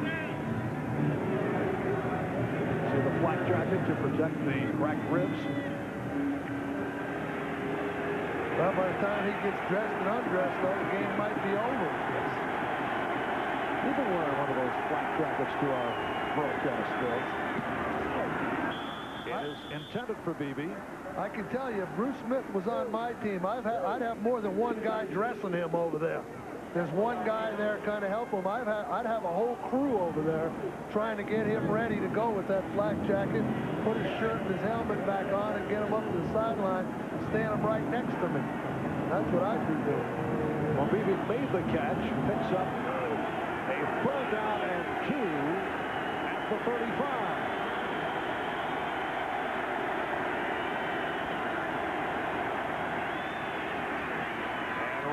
Throws down the middle. Once again, it's Don Beebe, this time for 14, and that is his 6th catch of the day. Well, as we said, it's the Buffalo wideouts against the Pittsburgh corners, and that was probably going to be the determining factor in the game, and so far, you have to give the big edge to the Buffalo wideouts because they're starting to put up some numbers and some touchdowns now. Don Beebe last year had the finest day of his NFL career against Pittsburgh, scoring 4 touchdowns. Earlier this season against Pittsburgh, 8 receptions, 101 yards. Vernon Thomas. Loss of a yard on the play. It's a 2nd and 11 at the 22. Pittsburgh has done a very good job against the Buffalo running game. Buffalo hasn't managed to really have a lot of consistency in the running game, so that's an improvement from the first time they met. But right now, the passing game, again, has been won by the Buffalo receivers against the Pittsburgh defenders. Lofton to the left. Reed in the slot left, BB right. Around for Reed, and he's hit for the loss. Andre Reed has not been able to get into it today. He had been complaining that he was out of the offense, certainly back into it last week against Houston. 8 catches, 3 touchdowns, but they have not been able to go his way this afternoon. Well, both teams have tried a couple of gimmick plays, and really all of them have backfired today. And you know, the fans like to see those wide open reverses and reverse passes. Well, you've seen about 6 of them today, and all of them have resulted in bad plays. You say that with glee as one who has not been a great fan of the deceptive style of football. Here's Thomas on the inside handoff to the 25-yard line. Well, Marv Levy trying to get the ball back in field goal range. Good play selection there with the draw, and he's just trying to put the ball in front of the goalpost and trying to go up 17-3. And Steve Christie will attempt from 42 yards out. Last week, his 32-yard field goal in overtime, only the 2nd game winner of his NFL career. Frank Wright puts it down. And is right on target. Officially, they are calling it a 43-yard field goal. The Bills now lead 17-3. Out here, we work part-time and play full-time. I was 18, didn't have a care, working for peanuts, not a dime to spare. To get the most fun out of every dollar, get into America's best-selling first truck. S10 pickup for around $8,000 from Chevrolet. The most dependable, longest-lasting trucks on the road. Like a rock, oh, like a rock. It couldn't have happened at a worse time for us. That's the week that we take more catalog orders on our 800 number than any other week of the year. No one could make it into work that day. AT&T saved the day for us.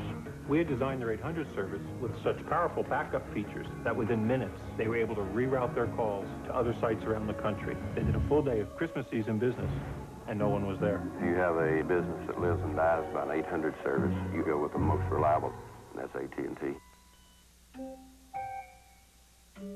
No, Hoover, not in your mouth.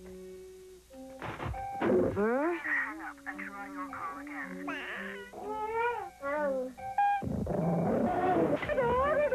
Hoover, is there anything you won't put in your mouth? Here, have a potato chip instead.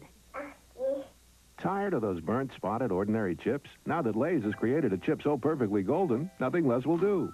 Today's Lay's. One taste and you'll cash in your old chips. The NFL on NBC is brought to you by the heartbeat of America, Chevrolet, and your local Chevy dealer. By Lay's Potato Chips. One taste and you'll cash in your old chips. By AT&T, the right choice. And by Federal Express.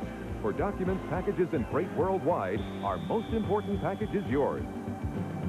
Marv Albert, Bill Parcells from Pittsburgh, where the Bills now lead the Steelers by the score of 17-3. White Stone on the return. And he's hit down from behind by Carwell Gardner. Gardner in a foot race chasing him down. Well, the tight ends have been very quiet this afternoon. Steelers not looking for the combination of Adrian Cooper and Eric Green until the third quarter. Eric Green, early in the season, bothered by a shoulder problem, then served a 6-week suspension for drug use. So they have not been a factor in recent weeks. You know, that's always been a staple of Ronnie Earhart's pass offense, and I'm sure as this offense has to open up, these tight ends will be a factor pretty quick. Swing pass for Foster, and he is tackled behind the line by Marcus Patton. Bruce Smith has returned, although in obvious pain, re-aggravating the rib problem, but Smith is back on the field. Well, it's going to be mostly pass for Pittsburgh now because the time is definitely a factor with 9:35 to go in the game and needing 2 scores.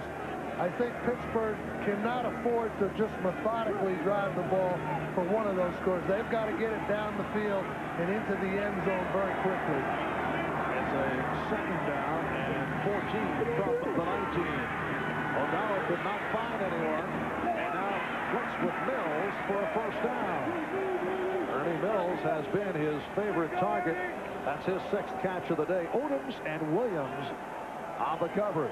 Well, the initial coverage by Buffalo was good, but again, the pass protection on both sides has been very good today and enables O'Donnell to pull the ball down and get it out to Mills on the sideline. Then he gets out of bounds, which is good also because it stops the clock temporarily. Just under 9 minutes remaining fourth quarter. The Steelers first down from their 36.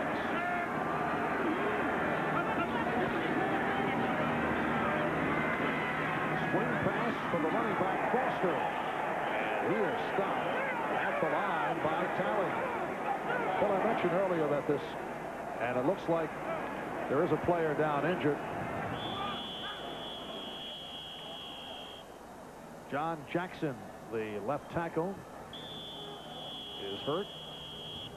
He's pulling out for the screen. You know, they usually put some linemen in front of the defenders. Talley comes up and just beats Dermontti Dawson to Barry Foster, and makes a good job, good tackle in the open field.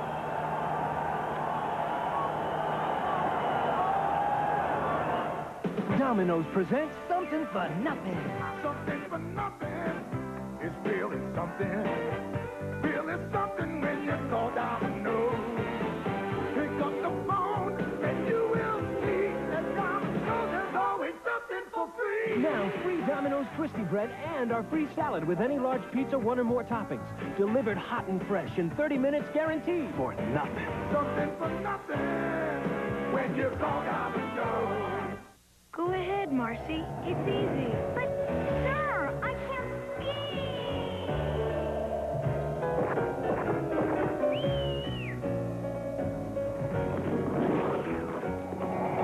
Are they practicing for the Olympic separatist slalom? No. MetLife will do almost anything to make sure customer claims are paid promptly. Get Met. It pays. This man has 2 of the fastest feet in the world, but even they can't pump a brake as fast as this Chevy Cavalier's standard anti-lock brake system. Oh, yeah? Without ABS, no matter how fast your feet are, this can happen. Whoa! But to help you stop and steer on slippery surfaces, Cavalier's anti-lock brakes pump on and off up to 15 times a second. Yeah, but can they do this? The safety of ABS. What else would you expect from the heartbeat of America? The NFL on NBC is brought to you by Domino's. Call Domino's Pizza now, and you'll be enjoying free Twisty Bread and a free garden fresh salad with a large one-topping pizza when the game is over.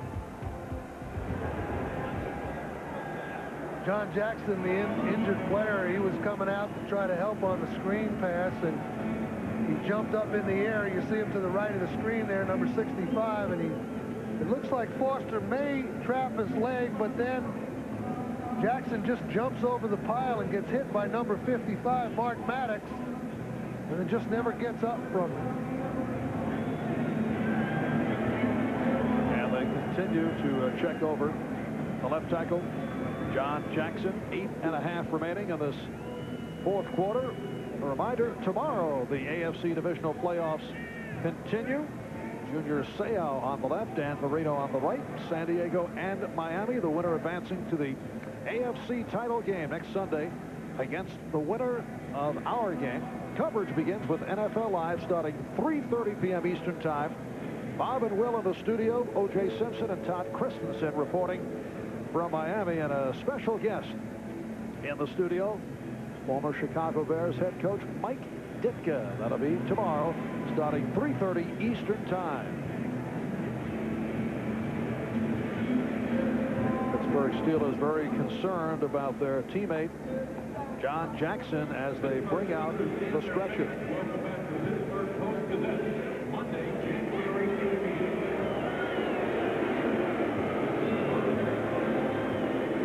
John Jackson will be very carefully placed on the stretcher. Bill, we've seen too much of this year. We did the game that saw Dennis Byrd go down.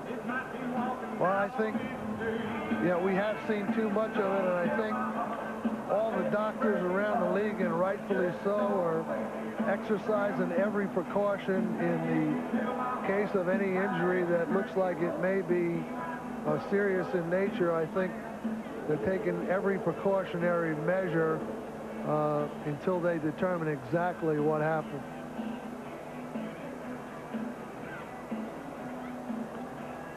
And not to suggest the seriousness of this when we talk about the Dennis Byrd injury. Here's another look at what took place. Well, Jackson's coming out on the right of the screen. He looks fine right there. Okay, now I don't really think he gets his leg caught under Foster. I think he gets hit by number 55, Maddox, while he's up in the air. And whatever happened to him, I think, happened while he was up in the air and being hit by Maddox.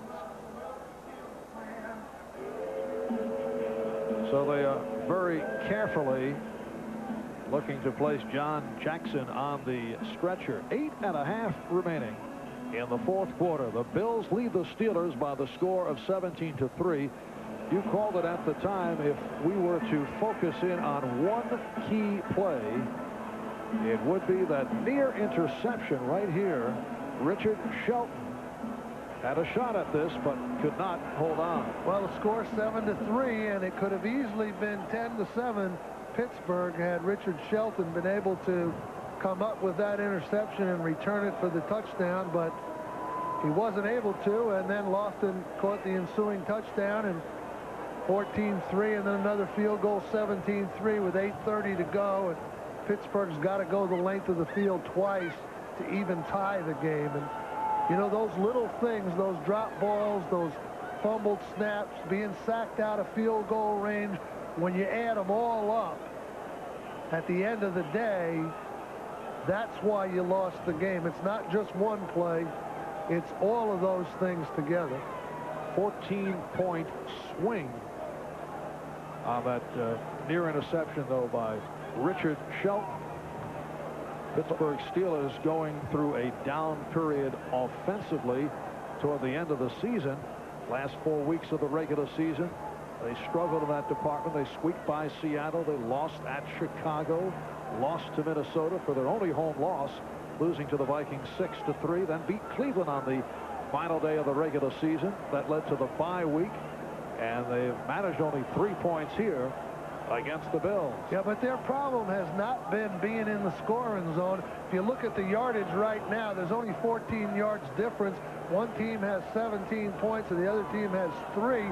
Pittsburgh has 228 yards, Buffalo 242. Pittsburgh has been inside the scoring zone 5 times, but they've only scored once.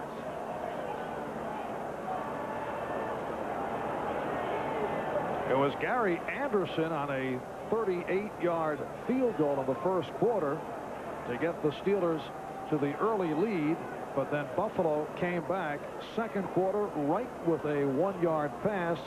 It was a 2nd and goal at the 1, and he was able to connect with Mitch Farrat, backup offensive lineman, who had scored 2 touchdowns during the regular season.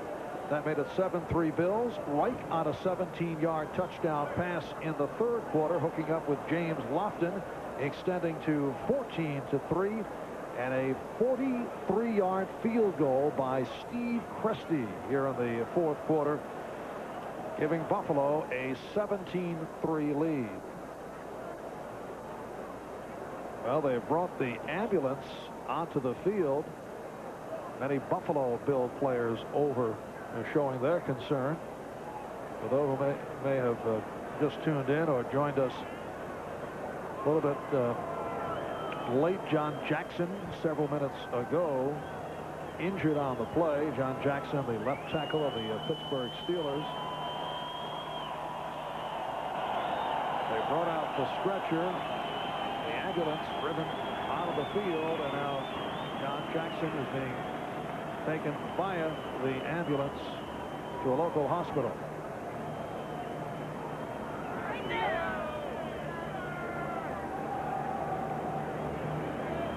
Eight minutes and 30 seconds to go in this fourth quarter, and the Bills in command by the score of 17-3 as they very carefully place John Jackson into the ambulance. Justin Strelzik, number 73, will come on replacing Jackson at the left tackle position. Well, Strelzik is the guy that's been with Pittsburgh for a couple of years. He plays both sides, plays both tackles, and when you're a backup offensive lineman, you know, you have to be ready to come in, play guard, play tackle, play the right side, play the left side, and you know, people don't realize how much preparation a guy like Justin Strelzik has to do to get ready for the game, because he knows he may go in at one of several positions, and if that's the case, he has to study all the different guys, not just Bruce Smith, but he has to go on the other side and study the guy he's going to be blocking over there and do a little extra work. So sometimes the backups don't even get the time in practice to work with the first group, but they have to be prepared to really do more than the regulars. I saw the shot of Bruce Smith, the man who has faced John Jackson right throughout the game, extending his wishes. Well, there's always a common bond in the National Football League. all the players on both teams that anytime something of this nature happens, I think they all kind of have the same feelings about the injuries. Well, if we do get a report before leaving the air, we will certainly pass it on as John Jackson is headed to a local hospital. And we are set to resume. How does that affect both these flights? I don't think it affects them. I don't think it affects them. Players are trained to play, and, you know, the next play is going now, and everybody's active again. And on that first play, O'Donnell able to connect with Ernie Mills. O'Donnell rolls out to his right, trying to get himself a little more time, and spots Mills standing on the sideline, and Mills makes a nice catch and is able to keep his feet down inbounds. But as I said, Pittsburgh has not got time to methodically drive the ball down the field. They've got to get some chunks of yardage and into the end zone pretty quickly. It's a first down at the 47.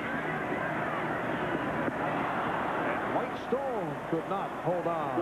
Covered by Kirby Jackson. It'll be a 2nd and 10 at the 47. The Bills 17, the Steelers 3 with 7:46 remaining in this fourth quarter. If the Bills hold on and beat the Steelers, they will have to go to either Miami or San Diego for the AFC championship game. A win for Pittsburgh, which would mean a come-from-behind situation here, and they would host the AFC championship game next Sunday. It is broken up again, intended for Stone. The crowd looking for a call. Will not get it. Clifford Hicks on the cover. Clifford Hicks there just a little early, but ball thrown over the middle of the field. Number 27, Hicks, releases on to Stone just as the ball gets there. And again, that's one of those calls that can go either way. And this time Buffalo gets the call, brings up a 3rd and 10 for O'Donnell. It's a 3rd and 10 at the 47. That's Stone in motion. And now goes O'Donnell. 4th sack of the day for the Bills. Jeff Wright coming up with it. That's his 2nd sack of the afternoon. Had 2 last week against Houston. Well, Buffalo knows, of course, it's a passing situation. Smith working against Strelzik. Jeff Wright beats Duval Love late and comes in as O'Donnell tries to scramble and makes the sack. And Henry Jones, or rather Clifford Hicks, backpedaling and makes the catch. 41-yard punt. We'll be back in a moment. Have you noticed that keeping up with your competition has gotten tougher? Morning, Pierre. Well, maybe it's because your competition has gotten tougher to keep up with.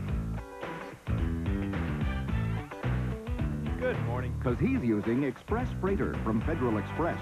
It's the only way to get shipments from around the world sent overnight by 10:30 the next morning. So don't wait until things get out of hand. Use Express Freighter from Federal Express. Starting now, your photos have the power of television. Introducing the Kodak Photo CD. You won't believe your heart. You won't believe your eyes. Your pictures taken with your current film and camera, transferred onto a new kind of compact disc and shown on TV. The special Photo CD player also plays audio CDs. Your pictures have never been so powerful. The new Kodak Photo CD system. You've got to see it. Everything we put into the Chevy Lumina is backed by a bumper-to-bumper warranty. And we mean everything. For 3 years or 36,000 miles, you're covered. And there's no deductible. If anything goes wrong, we'll fix it. And we mean anything. Every Chevrolet has this bumper-to-bumper warranty. We build them like this, we can back them like that. What else would you expect from the heartbeat of America? January 24th, the NBA Game of the Week returns to NBC. First, Michael Jordan, the greatest superstar in all of sports, visits Mr. Robinson's neighborhood as the Bulls face the Spurs. Then it's a rematch of last year's Western Conference Finals as even stronger Jazz host the Trailblazers. An NBA doubleheader, January 24th. Moments ago, you saw Pittsburgh left tackle John Jackson go down, and we have received an early report on his condition. He suffered a lower back sprain. Apparently had a little trouble moving one of his feet, so all that you saw with the stretcher and the ambulance were for precautionary measures. And we hope that it is not serious. It is called a lower back sprain. John Jackson headed to the hospital. First down at the 14-yard line. Kenneth Davis getting outside. Kenneth Davis fumbled it out of bounds, so will maintain possession. The ball will be spotted at the 45 in Pittsburgh territory as Davis ran for 41 yards. Well, Buffalo in a new offensive set, 2 tight ends, 2 backs, 1 wide receiver. First time they've been in it all day. Off tackle to the weak side, and Davis breaks it. And as I said, Marv, early in the telecast, this guy could play on my team anytime because he's a fullback with tailback ability, and it just seems every time Buffalo really needs something to happen, this number 23 comes up and does his punch. Is there a specific team we're talking about, like in the near future there? No, there's no specific team we're talking about, but this guy could play on it if there was. Carwell Gardner submarine by D.J. Johnson. So Kenneth Davis has now run for 81 yards on 8 carries. Last 4 possessions for Buffalo, all resulting in, check that, 3 out of the 4 resulting in scores.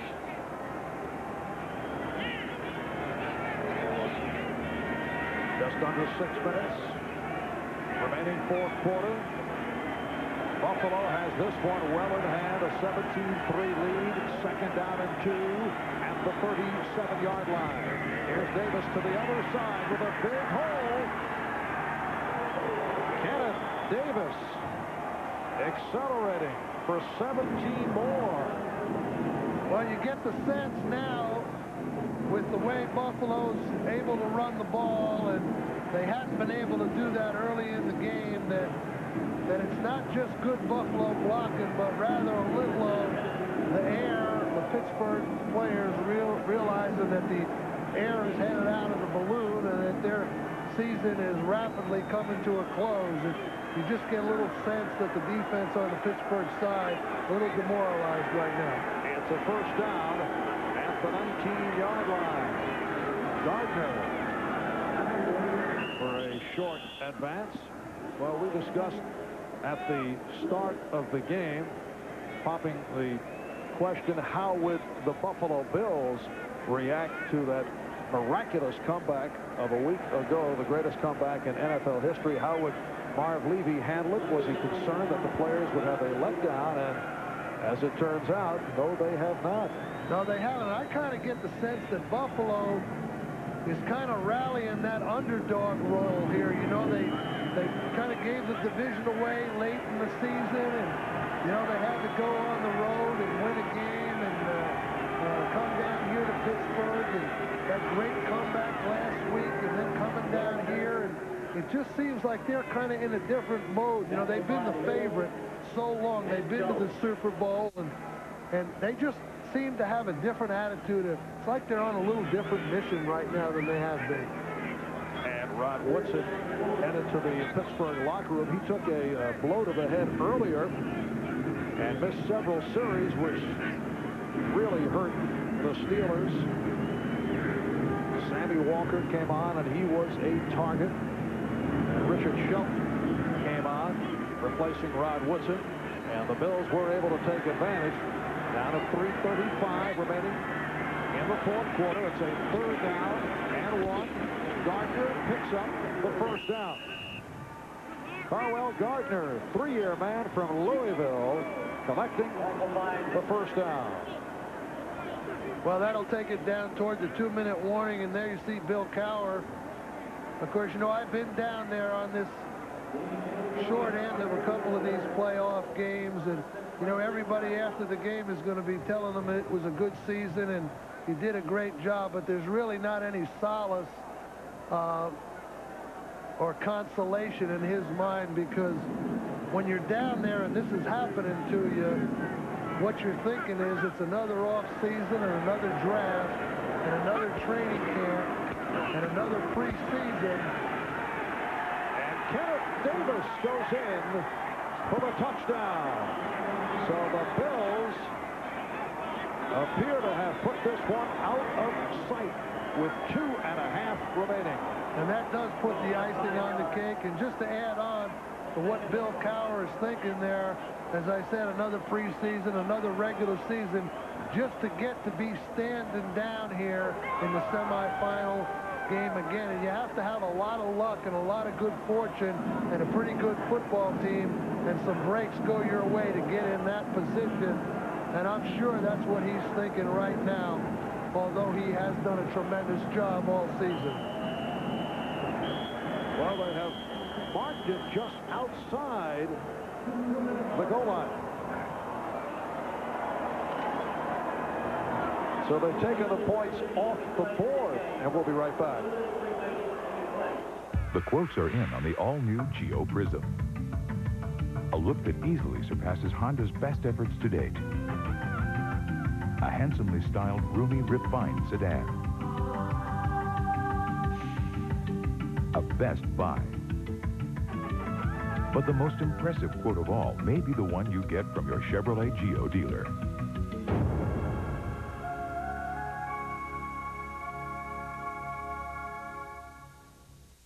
Hey, I'm vain. Of course I'm vain. That's why I comb my hair the way I do. I stay in shape the way I do. That's why I use Power Stick. 50% more wetness and odor fighters per stroke. Power Stick by Fabergé. Power that won't let you down. I told you I was vain. For his retirement, Neil McBain had no intention of slowing down. That's why Dean Witter mapped out his financial course with only one goal in mind: victory. Dean Witter. We measure success one investor at a time. Wouldn't it be Pop quiz? Oh, no. Fire away. Which beer do you think is brewed longer? This one overall has better flavor. The darker one. Bingo.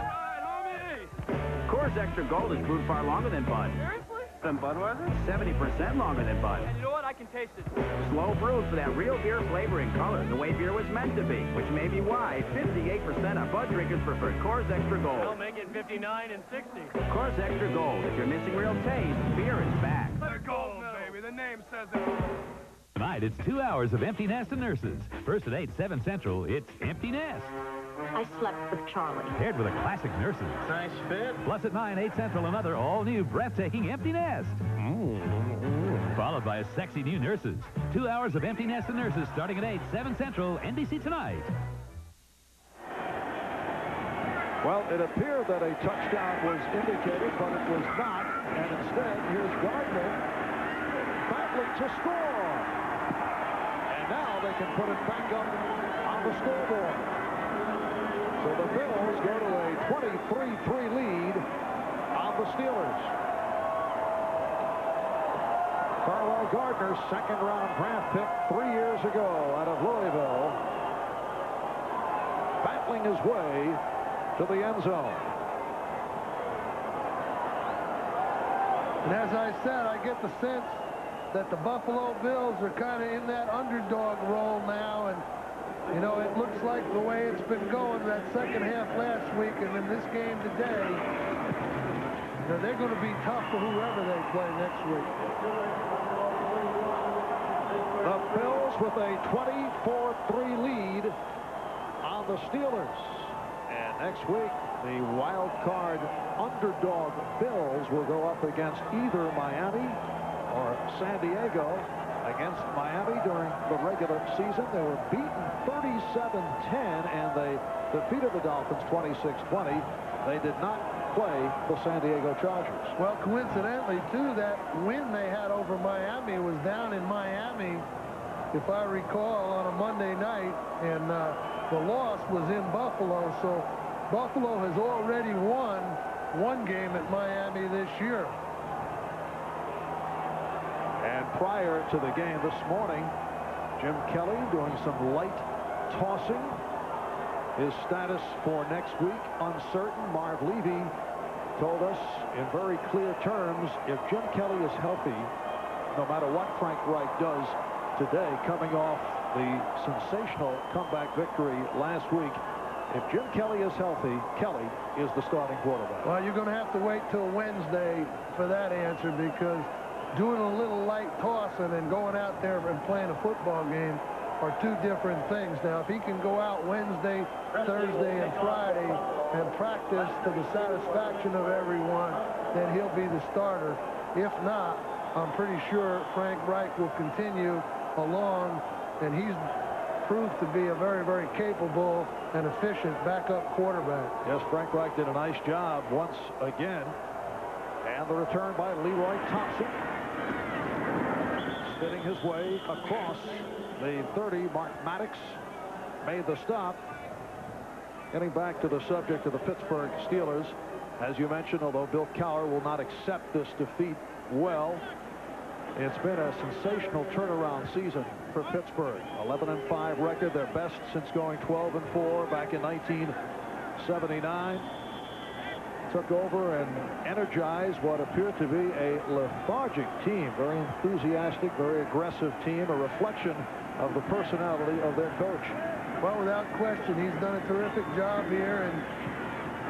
But as I said, knowing Bill Cowher just a little that I've gotten to know him this season, I can assure you he's very disappointed with the way the Steelers played today. Not to take away anything that they've done this year, but it's a long year to get back to this place, and you never know whether you're ever going to get back here. And so it's an opportunity that has gone by the boards for the Pittsburgh Steelers, even though it was a successful season. Charles Davenport made his third catch of the day. 1:42 remaining of the game. O'Donnell could not find anyone. And he goes down for the 5th time. Keith Willis will get credit.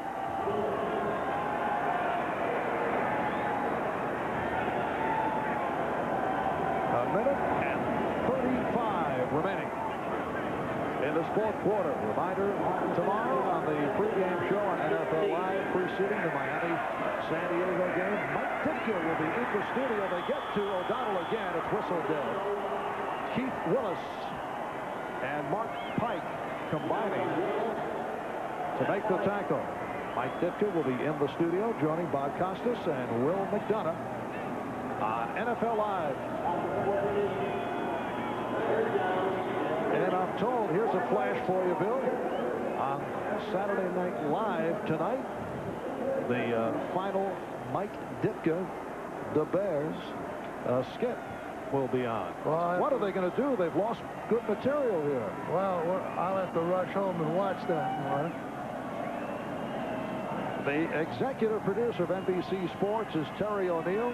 Our producer today, Tommy Roy. Our director, Andy Rosenberg. Thanks to our statistician, Mr. Stats himself, Elliot Kalb. Larry Pollock from Buffalo helping out, along with our spotters, Michael Gluck, Tim Fogarty. 1:23 remaining in this fourth quarter. The Buffalo Bills advancing to the AFC Championship game. They will play in either Miami or San Diego next weekend. And I hope you stay with us after the conclusion of the Steelers and the Bills for the Old Spice NFL postgame report. We have a staff of thousands as O'Donnell is chased once again by Costas, O.J. Simpson, Will McDonough, John Dockery, Warren Moon, looking back at this one that's coming up. Following the conclusion, we have 1:16 remaining. Also, time permitting, and thinking about tomorrow's game between the Chargers and Dolphins, Gail Gardner will be taking us back to that epic playoff game that those two teams played back in 1981, eventually won by the San Diego Chargers in overtime. Well, that's the famous hook and lateral play there that was used lateraled the ball to Tony Nathan. I'd be kind of interested to see if Marv Levy is going to take his team to a warm weather site to practice for either Miami or San Diego, or whether he's going to go back to Buffalo. Bernie Mills with another catch. That is his 8th of the day. John Dockery, O.J. Simpson will have interviews in the locker room of the Steelers and the Bills as we wind down 1 minute and 10 remaining in this 4th quarter.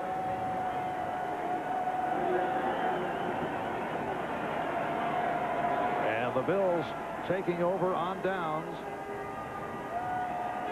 For the Buffalo Bills, a regular season of 11-5, followed up by that improbable win in the wild card last week against Houston.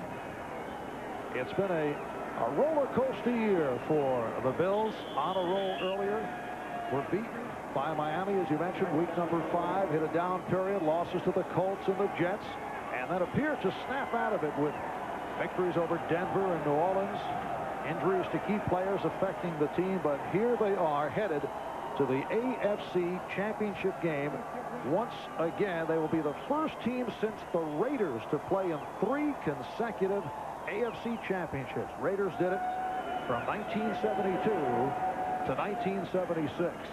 And Frank Reich and the Bills are just running the clock down. Reich will finish 16 of 23, 156 yards, 2 touchdowns, did a nice job once again.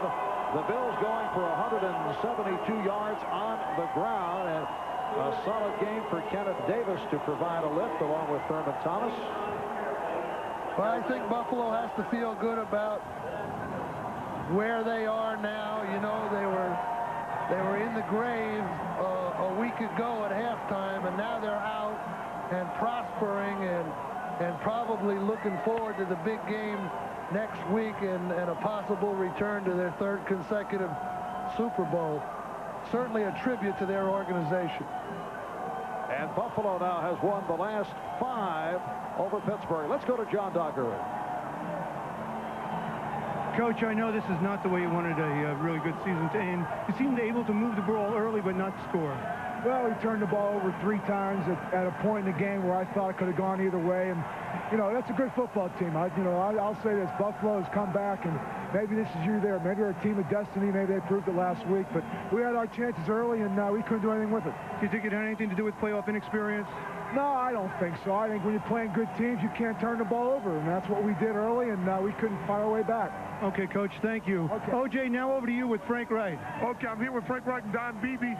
Tell me the point of the game seemed to change when Ron Woodson went out of the game. That you guys were aware that Walker was in, that you go after him as dramatically as it appeared. Rod's a great corner, but no, we didn't really know that he was out.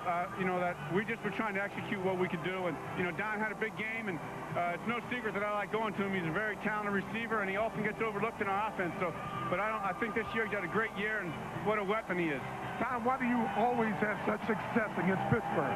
Well, first I'd like to say thanks to Frank for pumping me up so good, but now Frank, it's more coincidence than anything else. I think they tend to shut off over the middle things, and we can get the outside route, and that's what we did.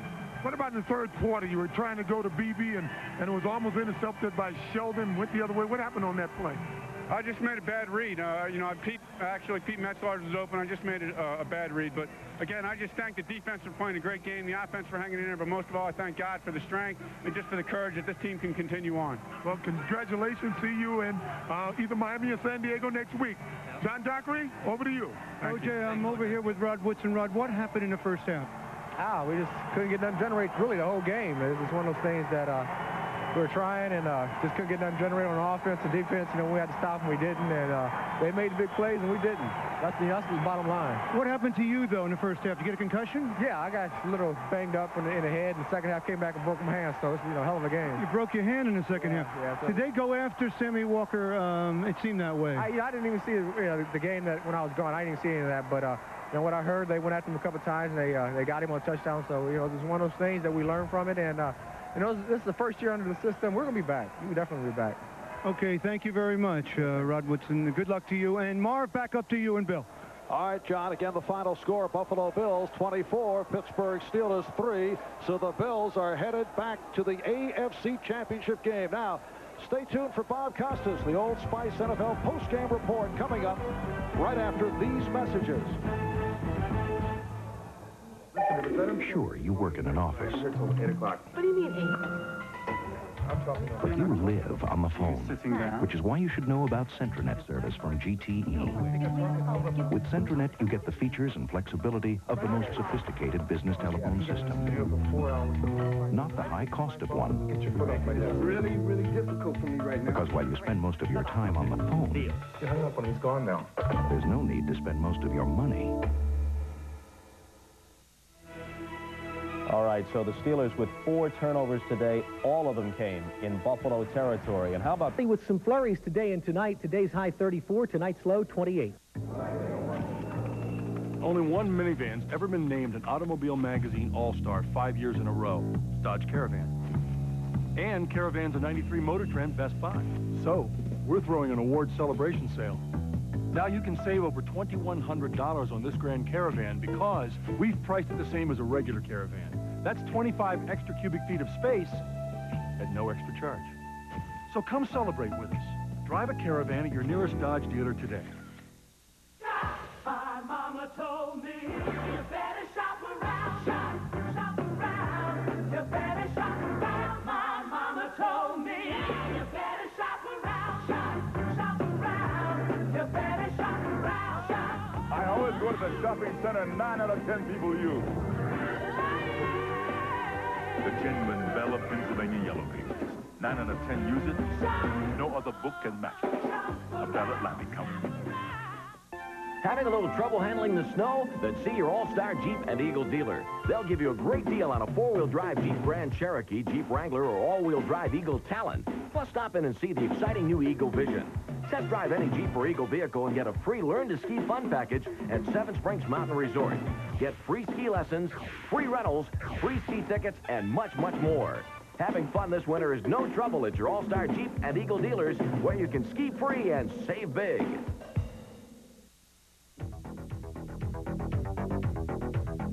From Channel 11 News, this is the 5th quarter. Brought to you in part by Foodland. Yes, your everyday savings. And by Stroh's. It's not just another beer, it's Stroh's. Now, here is your 5th quarter host, Derek Gunn. Hi, once again, everybody. I'm Derek Gunn. Welcome to the playoff edition of the 5th quarter. Well, the Steelers needed a win over the Buffalo Bills today to advance to the conference finals. And yes, they had the home field advantage, but the playoff season Bills had all the right ingredients, and it led to the Steelers' postseason coming to an abrupt close. We go to the action now at Three Rivers, and Bill Cowher had his squad at full strength going into this one. Marv Levy's Bills squad at a deficit, though, with Jim Kelly sidelined with an injury. Now the defense, a big factor in the opening half. Bill's first drive of the game, they had a 4th and 1 at the Steelers' 45. Carwell Gardner on the carry, stopped short of his destination by Nickerson, Little, and a host of black jerseys. So the Steelers took over on downs. They moved down the field and set up this Gary Anderson 38-yard try. It's good. Steelers up by 3. Steelers had excellent field position throughout the first half, yet did not capitalize on it. Still in the first, O'Donnell's pass tipped by Phil Hansen, picked by Nate Odoms. Bills took over at their own 34. Then moving to the second quarter, O'Donnell is stuck and stripped of the ball by Bruce Smith. Hansen jumped on it. Bills ball at their own 41. That led to a 9-play Buffalo drive covering 59 yards. The last play, Frank Reich, the lineman Mitch Farrat for the 1-yard score, 7-3 Bills at the break. In the third, on the Bills' initial drive of the latter half, they went 80 yards in 13 plays, consuming 6:44 off the clock. The final play there on a 3rd and 13, Reich to James Lofton, who got by Sammy Walker. More and Walker later, 17-yard score, 14-3 Buffalo. And when the Steelers got the ball back, they worked their way into field goal position. But Mark Royals can't handle the low snap by Kendall Gammon. That potential scoring effort blew up in their faces. Bills took over on downs. Buffalo would move close enough for Steve Christie to come on and nail the 43-yard try, and it was Buffalo by 2 touchdowns at that point. Then late in the fourth, less than 2 minutes to play, Gardner off the right side, great second and third efforts, gets in for the 1-yard score. Buffalo in a convincing 24-3 win. They now move on to the conference finals. All right, we will take a short break. When we come back, we've got Mark Malone set up to analyze the game, and Sam Nover standing by for the post-game comments. That and more as the 5th quarter continues.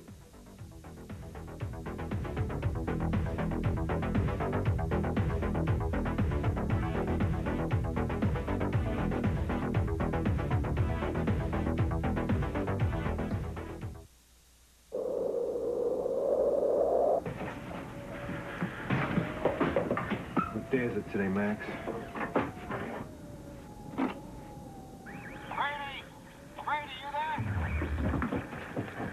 Rosie? Rosie, you're just in time. Yeah, problem is, Brady, I got a bad front rolling in. Bad? What do you mean, bad? I mean it's soup up here, Brady. Soup. Brady! Yeah, but you can land, right? Ah, negative. Best I can do is make a pass. Drop one thing. One. What's it gonna be, Brady? Brady! There are some things in life people that do just about anything for. Smooth, refreshing Stroh's. It's not just any beer. Catch you next time, Brady. It's Stroh's. Any requests? Pretzels. Bert sells balloons. Bob sells balloons. Bert sells wacky gifts. Bob sells wacky gifts. Bert delivers. Bob delivers. So if Bob's got everything Bert's got, why is Bert busy and Bob's not? Now, do you suppose Bert's got a big color ad in the book 9 out of 10 people use? The genuine Bella Pennsylvania Yellow Pages. 9 out of 10 use it. No other book can match it. A Bella Atlantic Company. Having a little trouble handling the snow? Then see your All-Star Jeep and Eagle dealer. They'll give you a great deal on a 4-wheel drive Jeep Grand Cherokee, Jeep Wrangler, or all-wheel drive Eagle Talon. Plus, stop in and see the exciting new Eagle Vision. Test drive any Jeep or Eagle vehicle and get a free Learn to Ski fun package at Seven Springs Mountain Resort. Get free ski lessons, free rentals, free ski tickets, and much, much more. Having fun this winter is no trouble at your All-Star Jeep and Eagle dealers, where you can ski free and save big.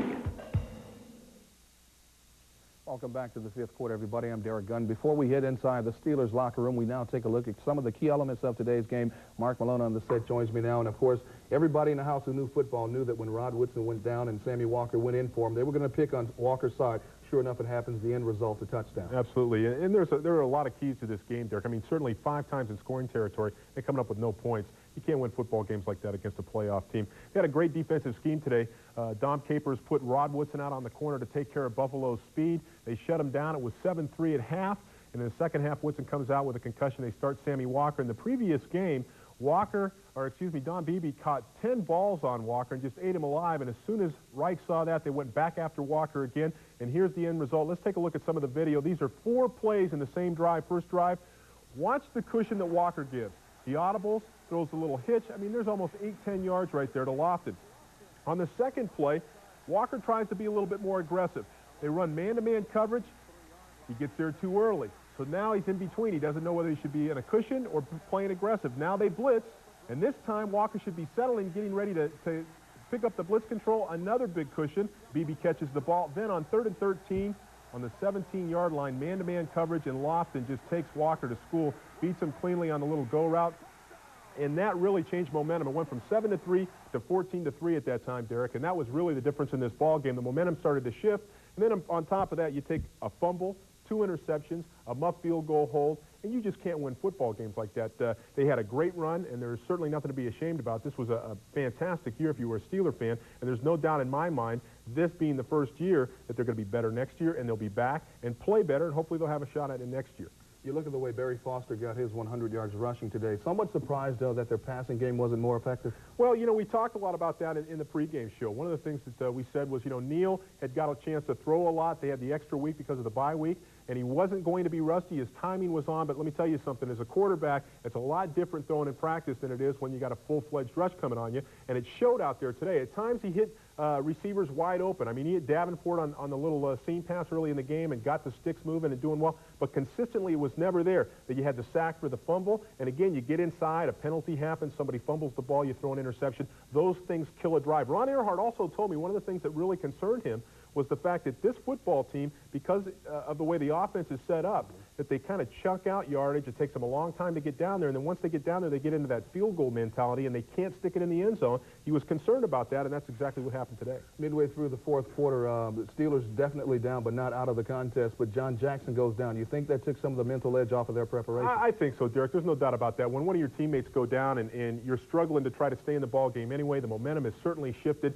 You're having trouble trying to stop a football team. Rod Woodson goes out with a concussion, then he breaks his hand. I mean, there were a lot of different things that happened out there that just tended to snowball. And then when you get the ball and you know almost every possession you got to score and you stall out again, I mean, you realize at that point that the thing's just about over. All right, thank you, Mark. And as you said, an 11-6 season, nothing to hang your head about. Obviously, the Steelers disappointed right now, but they've had an outstanding campaign. Now, as we get set to head into the locker room, but first of all, we take this short pause. Now, I've just been told we will now turn it over to Sam Nover, who is standing by with Gerald Williams in the locker room. Sam.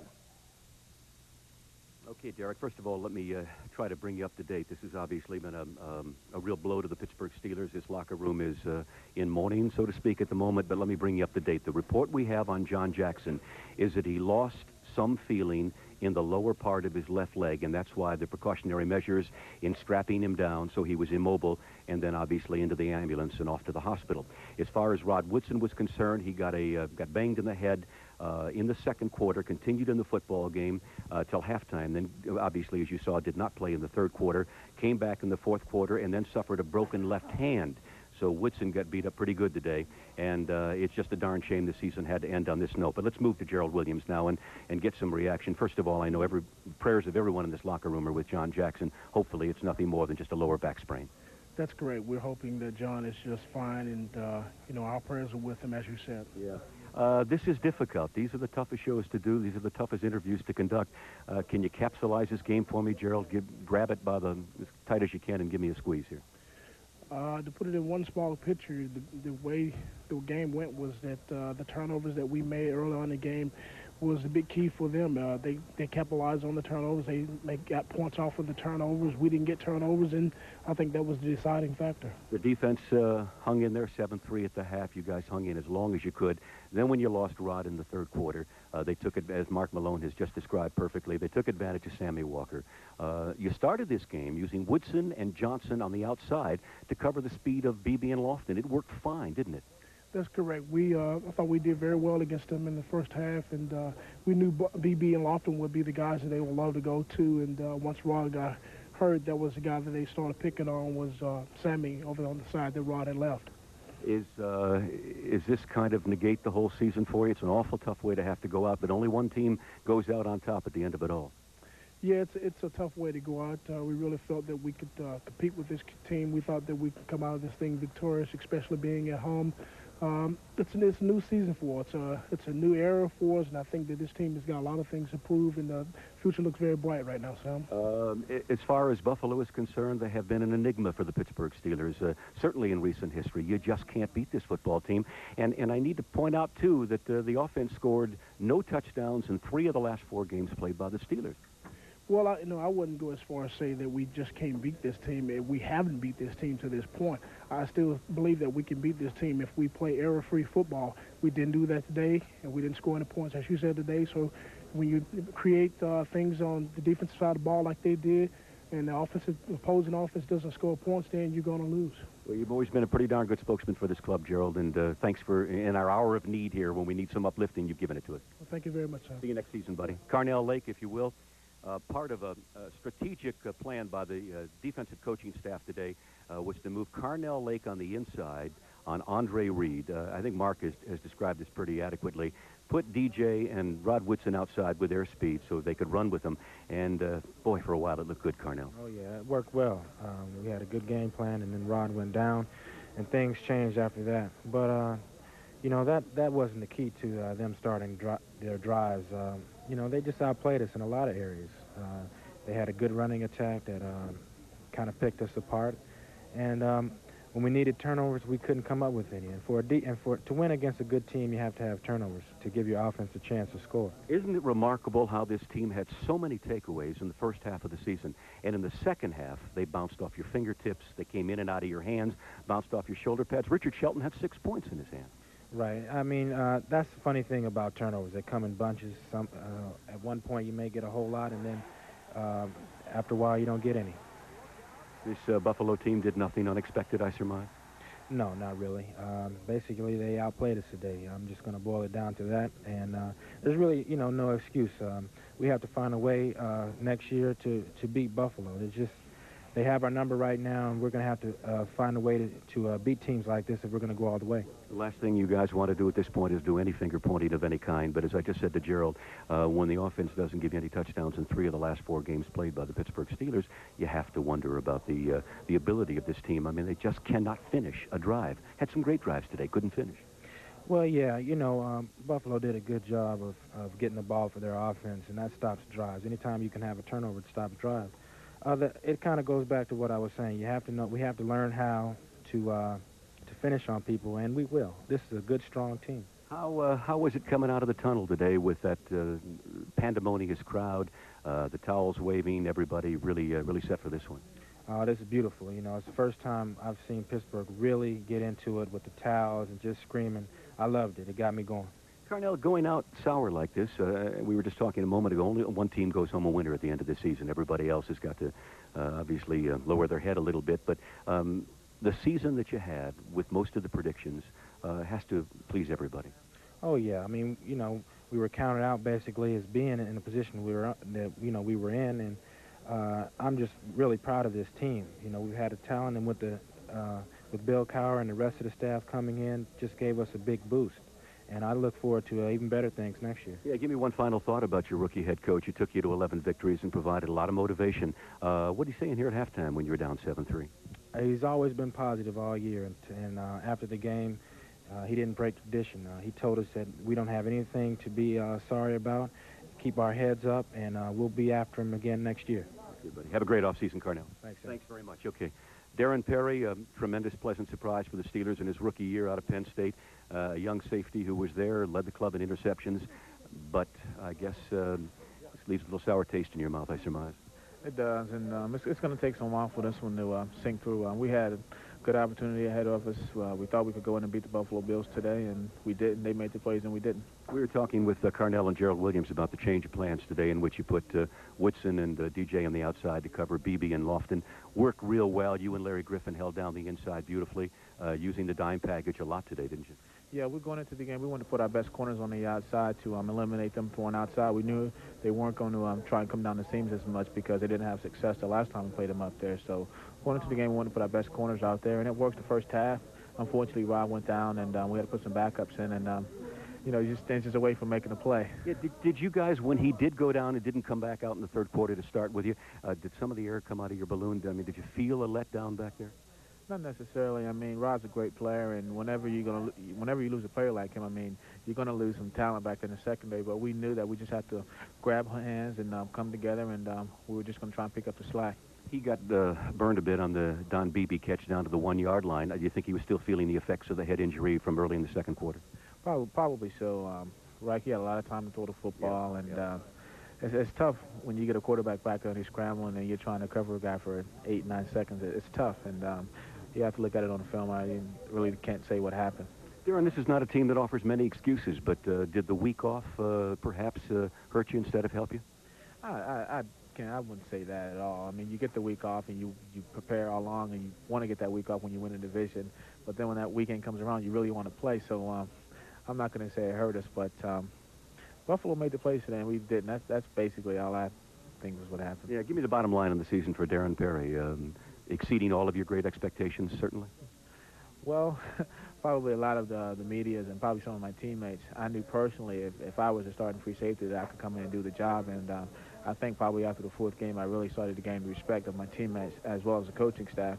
You know, they're real patient with me as the season progressed, and they started expecting me to make the plays that a regular starting free safety would make. Well, you're part of a good football team for the 90s, I can tell you that, and you got a great leader in Mr. Cowher, so have yourself a great offseason, Darren. Thanks for the visit. Thanks a lot. Appreciate it. Okay. All right, Derek, why don't we take a break here and go back to you in the studio. The Steeler locker room thin at the moment, I would think. The guys probably back in the little corners and crevices of this room having a couple last words with themselves before they come back out here and get dressed and obviously shove off for the season. So we'll take a short break and be back in a minute. All right, thank you, Sam. 2 minutes from now, as Sam said, back in the locker room as the fifth quarter continues.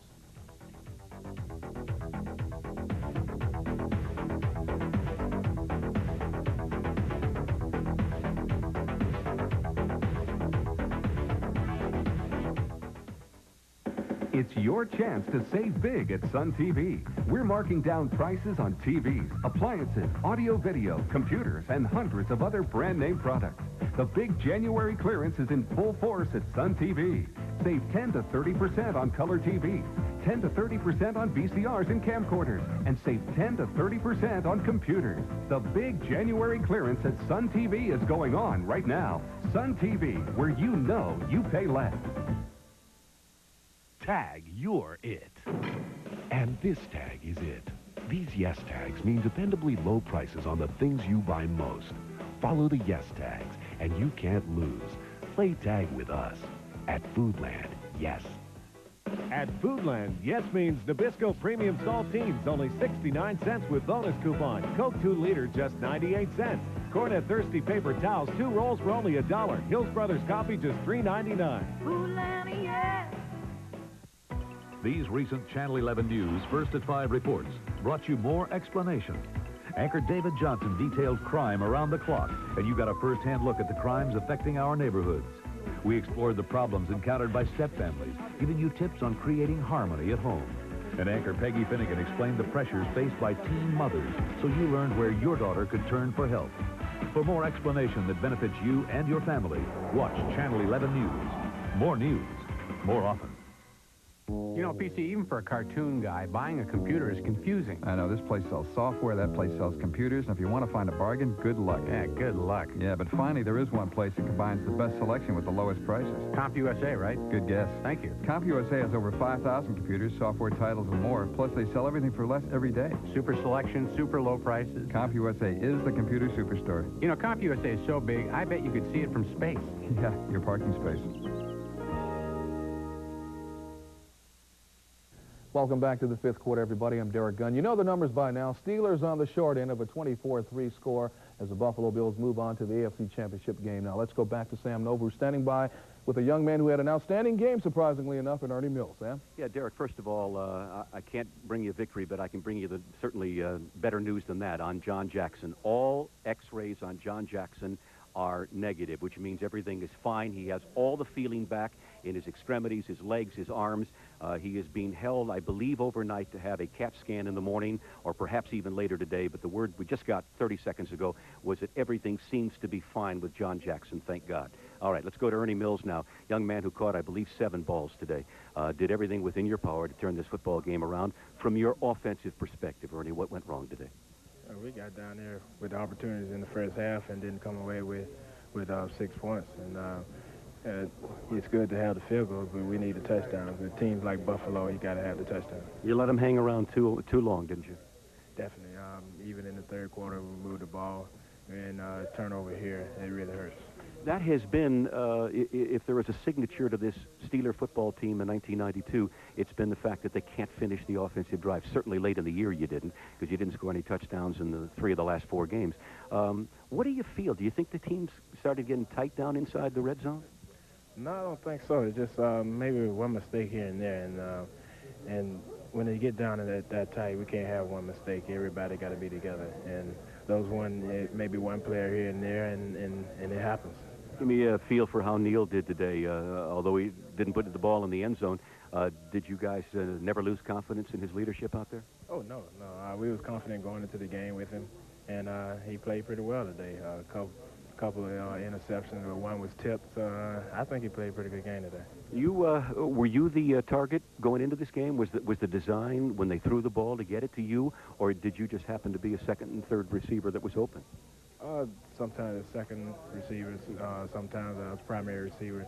It was a little combination of both, where Neal was scanning through his reads, and sometimes he came to me second or third. There has always been just a touch of criticism about this offensive Ron Earhart, that he doesn't stretch the field widely enough, from goal line to goal line. I don't remember very often that you threw the ball deep again today. Was that my memory correct in that regard? Well, we threw one or two deep. One was intercepted. And one over Coop's head, wasn't it? Yeah, that was a deep one there. Yeah. We threw a couple of them, a few of them that were deep, more than normal. And when something is working, you don't need to throw deep. So. Barry Foster runs for over 100 yards again. I mean, and in the first half, You couldn't have designed a half any better. You guys ate the clock away, which is what you wanted to do. You held onto the football, yet you trailed 7-3 at the half. You had to be kicking yourself coming in here. No, we felt like we'd come out in the second half and get it rolling again and get some points on the board, but we didn't get it done in the second half. You had a nice season. Good to see you come back strong after a tough first year for you. Thanks, man. Thanks, Ernie. Okay. Dwight Stone, if you will, please. I don't know, how do you put a cap around this year? These are very difficult things to talk about because you guys had great expectations, and I've said all along that if there was any season in which this team could go ahead and steal its way to the Super Bowl, this would be the year because there was no overpowering football team. So that probably makes the loss even doubly difficult for you to handle. No, it did. You know, people expect us to get this for them again. They expect us to come out here, you know, be a mediocre team, like maybe a 7-9, something like that. We came out there and surprised lots of people, and we had the home field advantage about the playoffs, and we should have did away with them.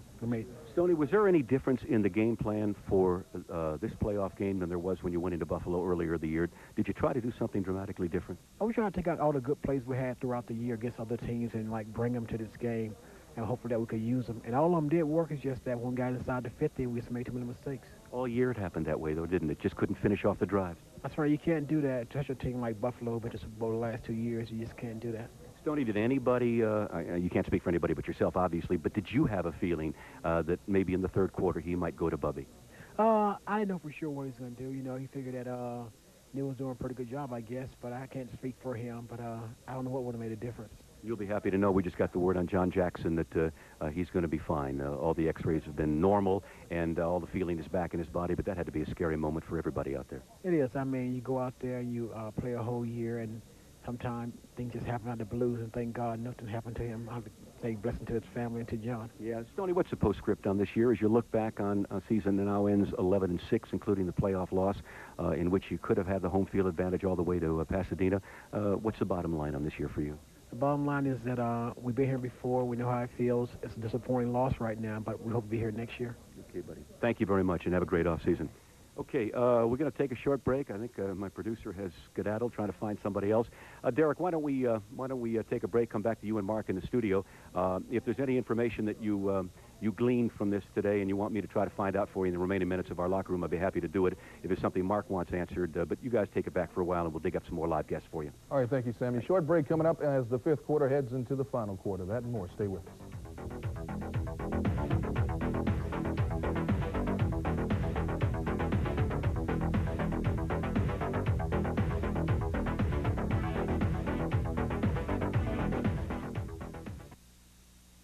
When you move into a new house, little things are going to come up. Unexpected things. Things the previous owner forgot to mention. So to make your new house a home, turn to the book with more choices. It can even help if you want to get out of the house for a while. The children Bella Pennsylvania Yellow Pages. 9 out of 10 use it. No other book can match it. A Bella Printing Company. It's back-to-back. Celebrate the Pittsburgh Penguins' back-to-back Stanley Cup championship with Foodland's 92-93 collection of original Penguins player cards and official collector's poster. Only at Foodland, yes. At Foodland, yes means Healthy Choice frozen products save 55 cents with manufacturer's coupon and circular. General Mills Cheerios $1.99. Sunlight liquid dish detergent 99 cents. Charmin tissue 9-pack $3.99. Foodland, yes. For the last 6 years, one lone truck, the Ford Ranger, has been the best-selling compact pickup in America. This year, the 1993 Ranger has been restyled inside and out, giving it a more modern aerodynamic exterior and a fresh new interior. That's something Chevy hasn't done to the S10 since the early 80s. Looks like the Lone Ranger will ride again. For a limited time, lease the newly restyled 93 Ford Ranger XLT for just $199 a month. So see your neighborhood Ford dealer today. It's your chance to save big at Sun TV. We're marking down prices on TVs, appliances, audio-video, computers, and hundreds of other brand-name products. The big January clearance is in full force at Sun TV. Save 15 to 40% on microwave ovens. Save 10 to 30% on dishwashers and ranges. Save 10 to 30% on refrigerators, washers, and dryers. The big January clearance at Sun TV is going on right now. Sun TV, where you know you pay less. Welcome back, everybody. I'm Derek Gunn, and unfortunately, for one last time this season, we go back inside the Steelers locker room as Sam Nova puts some final thoughts on this game and the season in general. Sammy? Yeah, thank you, Derek, very much. Your words are just ringing true now. For one last time, we go back live to the Three Rivers locker room. I thought we'd be back here next week, old buddy. David Johnson is with me now, DJ Johnson. I thought we would, too. I don't think anyone on the team prepared to go home. You know, it never crossed my mind, not one iota, that our season would end today. You know, no preparation, nothing. It must be in the cards or something, because things were, even though you're down 7-3 and didn't score another touchdown, I mean, that would have been enough to win the game theoretically. When Rod Woodson went down, it seemed to change the whole ball game. Yeah, it did. You know, when you lose a perennial All-Pro like that, it hurts you, and they did a good job of taking advantage of it, really, and it was crucial. You know, it was real crucial. DJ, I was talking with Carnell earlier how this season has, defensively, from turnover point of view, has been a complete turnabout. Earlier, everything you guys got your hands on, you held on to. In the second half of the season, you couldn't, I mean, not you, but the secondary couldn't hold on. The guys couldn't recover fumbles to save their life.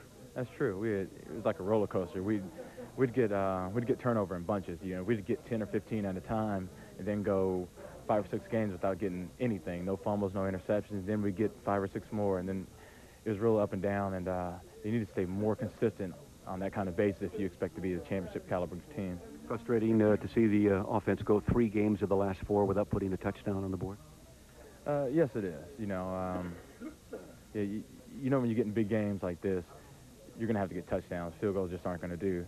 And, you know, it's tough sitting back and watching that. But on the other hand, we have to go right back out there and do our job. And, you know, it's not like we did a great job of keeping them out of the end zone today. You know, like I said, after the Cleveland game, you had an all-pro season, even though you're not going to Honolulu. See you next year, buddy. Sounds good. Thanks, DJ. All right, let's finish it off with Carlton Hasselrig, if we can. A young man who is going to the Pro Bowl in Honolulu, has had a remarkable season for a guy who didn't play football 4 years ago. But the offense had some difficulty again today. It was quite obvious. And 3 of the last 4 games, no touchdowns. You can't win games that way. You know, it's just a couple missed opportunities that we didn't take advantage of. You know, we threw the ball away a couple times and had a penalty or 2 in crucial situations. And, you know, to beat good teams, you can't do that. So that's something that we did today, and, you know, the outcome is a loss. One gets the feeling that while you guys are resigned to the fact that the season is over, this is not as depressing a locker room as you might expect. You feel pretty good about what you accomplished this year. Right, throughout the season, I think that we did a good job. We're how many ever wins we have and a couple losses, but I think throughout the year we played pretty well, and we made it to the playoffs, and we lost the first round, you know, in the playoffs. But you know, it's just something that we have to do. You know, now we'll come back next year and go to the playoffs again, maybe go another step further, maybe even 2 more steps further. But you know, I'm not at all upset about the loss. I mean, you know, you get over that and come back next year stronger. Have a great trip to Honolulu. You've certainly earned it, and it's a shame you're not taking more than just 3 of your teammates with you. Thanks a lot. Thanks, Rig. Appreciate it. Okay.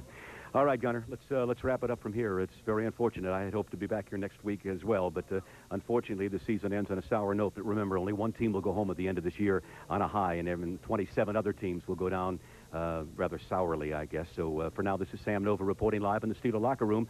I'm still a bit shaken by this loss, but next year is next year. We'll look forward to it. All right, thank you very much. See you, buddy. Sam. All right. Now, Steelers, of course, bowing out. Buffalo moving on. Now, there will be 3 other conference semifinal games to be played this weekend. We take a look at those now. Coming up later today, Washington, after a big win over Minnesota last week, and the Skins now 10-7, will play at the 14-2 Niners, San Francisco, with the best record in all of football. Looking ahead to tomorrow, the Eagles, after a big win over the Saints last weekend at 12-5, go down to Irvine, Texas to meet the NFC East champion Cowboys. Cowboys, of course, 13-3. In 2 previous games in the regular season, the Eagles and Cowboys split a pair there. And coming up later in the day, a game the Buffalo Bills will be watching very closely. It is the champs of the AFC East versus the champs of the AFC West as San Diego plays at Miami. Chargers 12-5, Miami 11-5, and of course San Diego coming off a 17-0 shutout over Kansas City a week ago. Now that's all the time we have for today's playoff edition of the 5th quarter, the final 5th quarter of this particular campaign. A season in which the Steelers went 11-6, but of course a season in which the Steelers did not want to see come to a close today. So for one final time, from Mark Malone, Sam Nover, and each and everybody who makes the 5th quarter happen every week, I'm Derek Gunn. We thank you for tuning in this season. Enjoy what's left of your sports weekend. So long, everybody. From Channel 11 News, this has been the 5th quarter. Brought to you in part by Stroh's. It's not just any beer, it's Stroh's. And by Foodland. Yes, your everyday savings.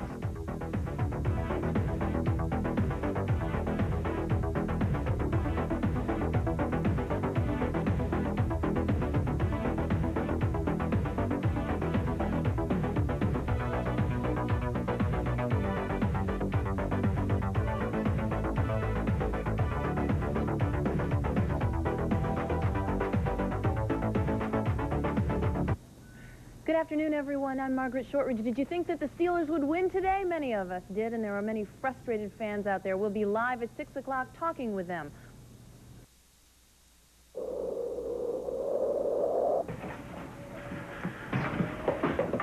What day is it today, Max?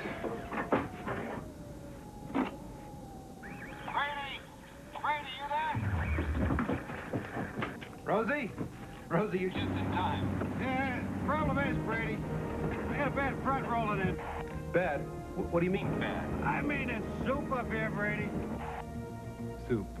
Brady! Yeah, but you can land, right? Ah, negative. Best I can do is make a pass. Drop one thing. One. What's it gonna be, Brady?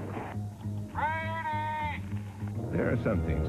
Everyone's looking for a job. You can't fault the guy for that. So personnel is what you're saying is part of it. The other part of it is, how does one move on with his reputation? I mean, we talked before, Warren Moon, 5 times Pro Bowl player. But people always say, even if he goes to the Hall of Fame, yeah, but he couldn't win. He couldn't even get past a certain point with those teams. Well, they've said the same thing about John Elway, but John Elway is the Denver Broncos. Warren Moon is the Houston Oilers. And not to as great a degree. I mean, if the Houston Oilers and the Denver Broncos don't have the same type of talent base, right. When you lose a game